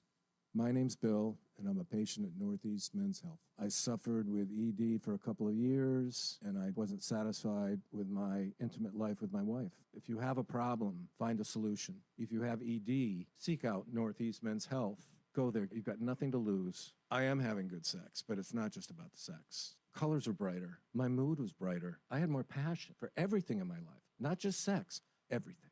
I'm going to Northeast Men's Health. Go there, give it a try, meet the people there. They'll take care of you. Thanks, Bill. It's true. If you're like most men, we'll help you get your sex life back. For just $99, you'll get a medical consult, blood work, and if medically advised, a test dose. And if that test dose doesn't work in the office, your visit is free. Call today, 800-930-5956, or go to northeastmenshealth.com. That's northeastmenshealth.com. We all hear the radio ads.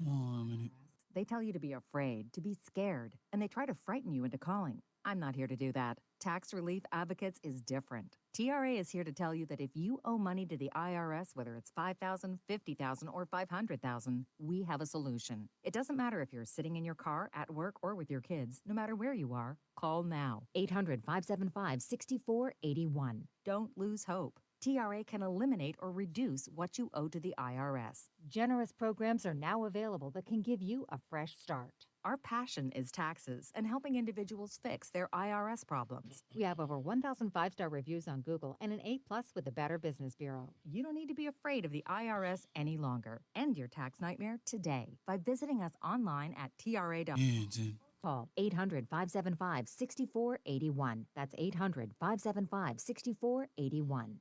Tax Relief Advocates. Real solutions for real people. Happy birthday to us. 100 years of serving Connecticut.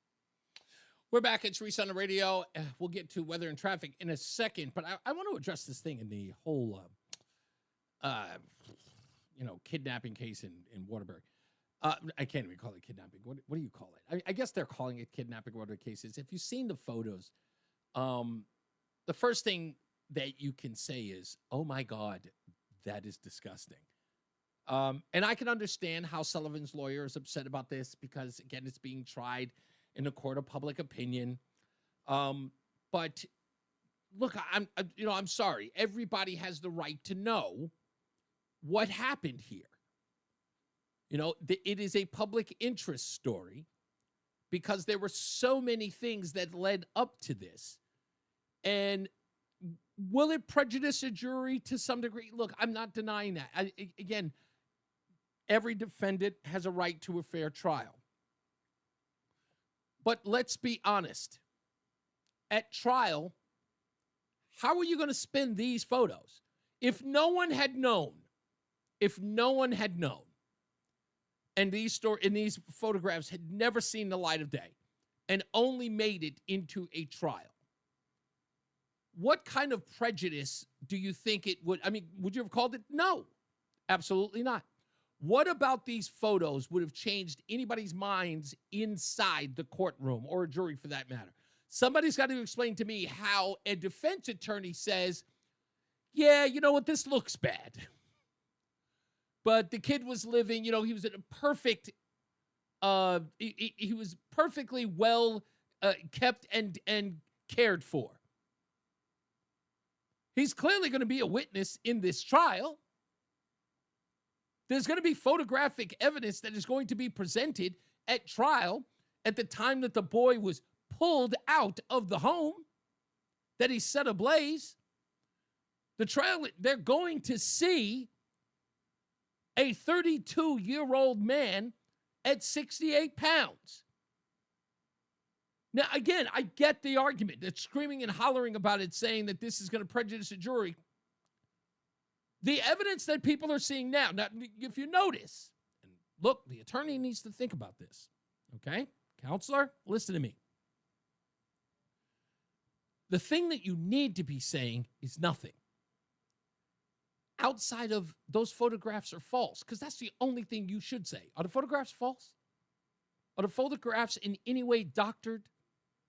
Do they misrepresent what that house looked like? If the answer is no, you're just screaming at the wind. That's all. I'm just consider that. If you ever want to be a guest on this show, please call us up. I'd love to talk to you about it. I'm kidding. I know you can't. But truth be told, come on. That evidence coming out into the court of public opinion, it's going to come up in court. I don't care how unbiased the jury is. Those two factors alone, the photographs and that boy's condition, at trial, forget about it. So, anyway, let's get another check of the weather and traffic. Jason Catarina says your weather, and Mark Christopher's in the BPS Traffic Center. Hey, Mark. All right, Reese, thank you very much. Well, if you're heading southbound 91 into Hartford, look for delays from 33 down to 32 A and B. South of downtown, a little slow by exit 28. Northbound 91's okay. Cromwell through downtown up into Windsor. Westbound 84 tied up approaching the Bulkley Bridge in East Hartford out to 45.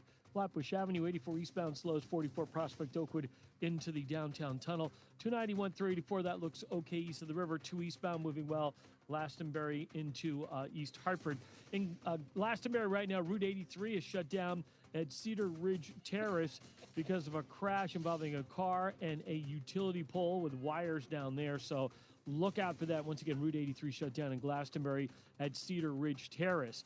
Now, if you are traveling 291 through 84, that looks good east of the river. 9 northbound slowing at the Aragoni Bridge in Middletown. 84 westbound Waterbury slows 23 into the Mixmaster. 84 eastbound in Danbury, a little tight by exit 5. Again, 84 eastbound slowing from 8 in Danbury out to exit 11 in Newtown. If you are traveling into New Haven, 95 southbound delays 46 down to 43 in West Haven. Traffic and weather together on the 8's WTIC News Talk 1080. WTIC weather. Well, for tonight, it'll be mainly clear and colder, the low down to 27. More clouds and sun on Wednesday, the high 49. Cloudy and damp late Wednesday night, the low down to 36. Then we'll get a little morning rain on Thursday. Otherwise, mainly cloudy, breezy to warmer, the high of 68 the rest of the day. Not a bad day Friday, cloudy in the morning, sun, some high clouds for the rest of the day. Still mild with the high of 66 on Friday. Right now, it's 55 in New London, 52 in Mansfield, 53 in New Haven, 51 in Hartford. I'm meteorologist Jason Catarina in the WTIC Weather Center. It's the Peter L. Brown Company's 65th anniversary. For a limited time, purchase high-performance double-pane windows from the Peter L. Brown Company and get an upgrade to super-efficient triple-pane glass at no additional charge. For a free estimate, please visit peterlbrown.com. When you're trying to find quality candidates, all the searching, screening, and interviewing can become a job itself. You need Indeed, the all-in-one platform that makes it easy to interview, screen, and hire quality people. Visit Indeed.com/credit.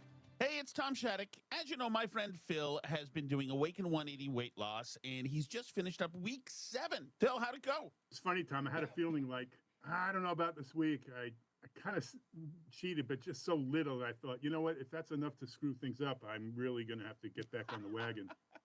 But I ended up losing 2.6, and total to date, I'm down 41.2 pounds, 7 weeks to date. I'm light on my feet. It's just so much easier to walk. I think, wow, I lost 40 plus pounds. That has to just be so much better for my body, for my skeletal system. You know, my breathing, everything. It's just, it's phenomenal. I'm still really pumped and looking forward to, continuing the progress. You know why my friend Phil can have an imperfect week and still lose weight? It's because he's got a coach at Awaken 180 Weight Loss who knows him. And your coach is waiting for you. Call 844-346-1800. Online at awaken180weightloss.com. Do you owe $10,000? Credit card debt or personal loans? With credit card debt at all-time highs, Debt Relief Advocates is urgently notifying consumers of debt relief now being made available, designed to aid consumers with out-of-control credit card debt. Those who qualify and enroll for this relief program will only have to pay back a fraction of what they owe. This is not bankruptcy or a debt consolidation loan. This is a relief program that credit card companies would rather you not know about, as it ends your debt nightmare and saves you lots of money. Consumers owing at least $10,000 in credit card debt or personal loans can now take advantage of this debt relief as the cost of living skyrockets. Debt Relief Advocates has established a relief hotline for you to call to learn what debt reduction you may qualify for, so don't wait. For this free information, call the relief line at 800-515-1865. 800-515-1865. 800-515-1865. What's up, everybody? You know who it is. You know who it is. You know who it is. It's Reese on the Radio. Frederick Douglass of the 21st century. It's WTIC News Talk 1080. All right, get on the phones, you reluctant scallywags and nutmeggers. Get on the phone now. I know the lines are busy, but try to get on the lines if you can. I'm going to go a speed round with these folks on the line, but call us up at 860-522-WTIC, 860-522-9842, so that you can get an opportunity to win a dozen bagels a month for 6 months, courtesy of Between Rounds. Be our last but not least caller of the day, and we will get that to you, located in South Windsor, Manchester, and Vernon. Okay? And, of course, go to betweenroundbagels.com. And we'll talk more about tomorrow about the peanut butter and jelly thing, because I want to hear what happened with Roland tomorrow, see if he's mobbed by a bunch of people who want to see his Emmy Award. Make sure you have a picture of it, Roland, okay? Make sure you have a picture of your Emmy Award so that people can see it, okay? Negative. They're going to ask you. What do you mean negative? They're going to ask you for it. Now that I told them to, they're going to ask you. About bagels. What? Okay, nonetheless. Okay, before I get to the phones, let me play this real quick. This is actually interesting. His name is Harry Enton from CNN. He's their, polling guru. 27% were the Democrats over the last couple of weeks. 29% according to NBC. Quinnipiac had that at 27%. So, what's the status of the Democrat Party today with special elections going on, with the signal scandal that the Democrats won't let up on? It ain't good. Holy Toledo. Voters' views of the Democrats in Congress among all voters disapprove, 68%. And look at the approved number, just 21%, even lower than the Democratic Party at large. This is the lowest on record for Democrats, according to Quinnipiac University polling. You think these numbers are bad? Let's go to this side of the screen. We'll look how Democratic voters feel. Get this. The plurality of Democratic voters disapprove of Democrats in Congress at 49%, and just 40% approve. Horrible, horrible, horrible. Oh, my goodness gracious, you just can't get worse than these numbers. Oh, you just can't get worse than these numbers. Who's he kidding? Yes, you can. I want to see those numbers go down, down, down.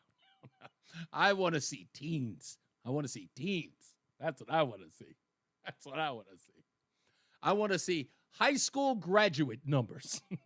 17. That's 17. Let's get to the phones. 860-522-WTIC. Who do you got first? Pete. Pete's in Plainville. How you doing, Pete? Hey, what's happening today? What's up, buddy? Hey, so people and names. When I met my buddy's first wife, and he introduces her, Pete, this is Deborah. I said, oh, hi, Deb, how are you? And she says, no, it's Deborah. And I said, oh, I'm sorry, Debbie. Needless to say, they're divorced. No! Wow! Needless to say, they're divorced. Yeah, if she made that much of a fuss over Deb or Debbie, and see, he had to live with it, not me. I know, but see, that's the reason why. When my cousin, introduced her daughter as Nikki, I just figured I don't know you well enough to call you by your nickname. I'm assuming that's a nickname unless that was a real name. But I didn't feel appropriate to call her that. And she's a young lady, and I just went, hello, Nicole. And then people are giving me these dirty looks like I slapped her in the face. Like, what's wrong with you? It's like, whatever. So, hey, when do you find out if you got the Best of Hartford? It is coming at the end of the month. It is coming up at the end of the month. I think that the final, if I'm correct, I think it's like March 23rd was the last day that you could actually vote. So we should be seeing the results pretty soon. I'm crossing my fingers. I'm hoping for you. I know. Oh, no, I was crossing my fingers for to be in the last place. That's what I... Now, you do a good job, and we all appreciate you. Thank you, man. I appreciate you, Pete. Let's go over to, my good friend Matt is in Bristol. Hey, what's up, buddy? Hello, Mr. Hopkins. How you doing? What's up, sir? Okay, I'm going to be mean to you since you were mean to us today. I was? Matt fell for the story about my Matt fell for the April Fool's joke this afternoon when I talked about my friend James. Oh boy, did I fall for it! Like I called you nasty names, and I like to say, so I'll tell you what. That's the biggest difference between Republicans and Democrats. Okay. Because if this was Joe Scarborough and Mika, if they did that same joke, everyone would call up and say, "Oh no, that was perfectly fine." Yeah. No, but I called you up. I said, "You're a Oh no, I deserved it. I sat around, trust me, for days, and I had to look at all of this legal stuff, like, because trust me, there are people who have done things like on air that have been beyond the pale. I'm not gonna lie, some of them made me chuckle, but yeah, they were beyond the pale. It's like, okay, I get it. You can't do anything like that. So I figured I'd tell a sort of self-deprecating story about myself, and then people would be angry at me about it. And look, I've done worse in my real life. But maybe I'll tell that story tomorrow. But it's a really, really good story. Actually, there was a guy, Sebastian on the radio back in Connecticut a long time ago on April Fool's. He said that the state police were looking for new police officers. Just come down, they're going to give you a gun and a badge. And there was people... What? Lining up. He got in trouble for it because there was literally people like sitting out ready for their gun and their badge. So what did they think, that you just showed up and you were just going to be deputized on the spot? Yeah, pretty much. Yep. Okay, I will admit to me. First of all, it's brilliant for two reasons. One, the fact that he did it, knowing how ridiculous that claim is. But the best part about that joke are the rubes who showed up. I'm sorry. Now, I know. Look, if you're a person who actually showed up and you're one of those people who are listening right now and says, "Hey, Reese, I was that knucklehead who showed up," don't call here. Don't add to the humiliation by calling this show. I am not going to let you live it down. There's at least one of your listeners right now that did that. I guarantee it. I totally believe it. Go ahead, real quick. Reese, real quick. Holland. Ah, man, get out of here. All right, I'm not talking to you anymore. Let's go to White Mike in Florida. What's up, buddy? Hey, man. So today is special election day in Florida. We have two seats up for grabs. One is Matt Gaetz' seat in the solidly red Panhandle, and one is Mike Walls' seat, like Daytona Beach-ish. Right. The Daytona Beach. Let's just start by saying the Daytona Beach seat is the one you have to worry about. Do you know who the two candidates running are? What a freaking catastrophe this is. Yeah. The Republican candidate is Randy Fine, that anti-free speech monster. Yeah. You know who he is, right? Yeah. Randy Fine was the one who wrote the bill that the stupid legislature passed that made handing out leaflets that one group of people finds offensive a felony. Yeah. Thank you very much. And the other guy, Josh Weil, is a converted Muslim. It's Daytona, man. It's Daytona. He's some Yankee from New York who's a school teacher who's done nothing but run for office, who married a Muslim woman and converted and divorced her, and his two sons are Muslims. So we have a Muslim and a Hebrew running for a seat in Daytona Beach. Is this the Matrix? It must be. Because again, listen, people wanted to know, like, I remember somebody asking me not too long ago, it's just like, Daytona, people thought that was NASCAR country. And I went, no, it is not. It's like saying Indianapolis is NASCAR country. It's not. Just because they have races there doesn't mean that it's representative of the sport. Daytona, folks, this was the place that removed the criteria for police officers to be able to swim in the beach area because they didn't have enough African-American police officers. And I can't be the only one that finds it horribly offensive that my Republican legislature said, yes, boss, you want us to make it illegal to criticize one group of people? Yeah. Absolutely. Well, that's bogus. Yeah. Nobody's above criticism. And if you want to hand out leaflets that say this group of people runs all these businesses and here's the proof, you shouldn't get in trouble for that. And the fact that DeSantis backed it, DeSantis signed that bill in Israel, by the way, in Israel on foreign soil around foreign leaders. Really? Did he really sign? Bill, yes, on a trip to Israel to curtail our free speech. I don't care if somebody's feelings are hurt. As Tommy Sotomayor said, F your feelings. You are not above criticism. Nobody's special in this country. Yeah. And we have a law in Florida now that says you can't criticize one group of people. Yeah. So that's our choices. And unfortunately, we got to hope for Fine to get elected just for the numbers game. Exactly. That's it's one of those, you know what, when people say the lesser of two evils, you couldn't get it more personified than that particular vote. And 100% right. Thank you, Mike. I appreciate you, buddy. You got it. Let's go to Stephen Waterbury. How you doing, sir? I'm doing good, Reese. Hey, if you're ever in Daytona Beach, there's a barbecue place that got some great kosher pork.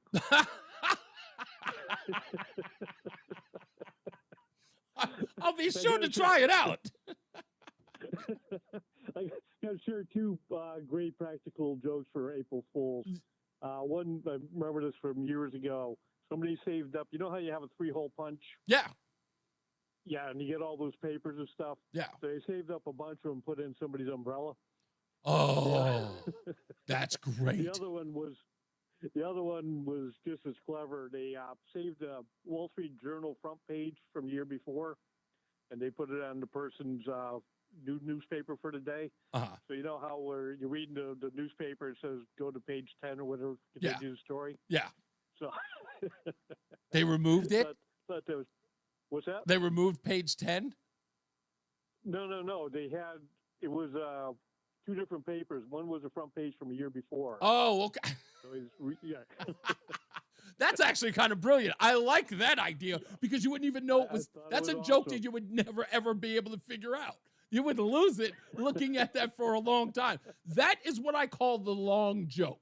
That's, to me, Absolutely. I love a long joke. That always works for me. Totally appreciate that. Thank you, boss man. Yeah, have a good one. You too. All right, last chance. 860-522-WTIC, 860-522-9842. We'll grab the next caller. Last but not least, you can win a dozen bagels from Between Rounds, the Bagel Bakery and Sandwich Cafe. A dozen bagels a month for 6 months. Reading in the, let me see, Jim says Sebastian's April 1 joke was that the Hartford Current shut down. That's actually a good one. That is horrible to do. That's just mean. It's always mean-spirited. I don't know why anybody would do it, but it did. I was giving, this is mean, but I did it. I was broadcasting live on opening day, 2008, on Yawkey Way at Fenway Park. And I gave free tickets to the game to anybody who would set the Boston Herald on fire. I meant the paper, the actual paper. Like, I had a copy of the newspaper. And if they would take the Herald paper and actually light it on fire. That's what I did. And I'm telling you, one of the reporters there was furious at me, angry at me. I'll never forget that. Yeah, Jim, I can imagine he probably would be angry at that. Was he really? Yeah. Well, some people, they are interesting. All right, I think we do. We have her. Marcy. I love this name. I will always love this name because it's cute. And, it always had, when I hear the name Marcy, she always sounds like she's cute but tough. Like, she could probably play softball, and she wears her hair in a ponytail for some odd reason. I don't know.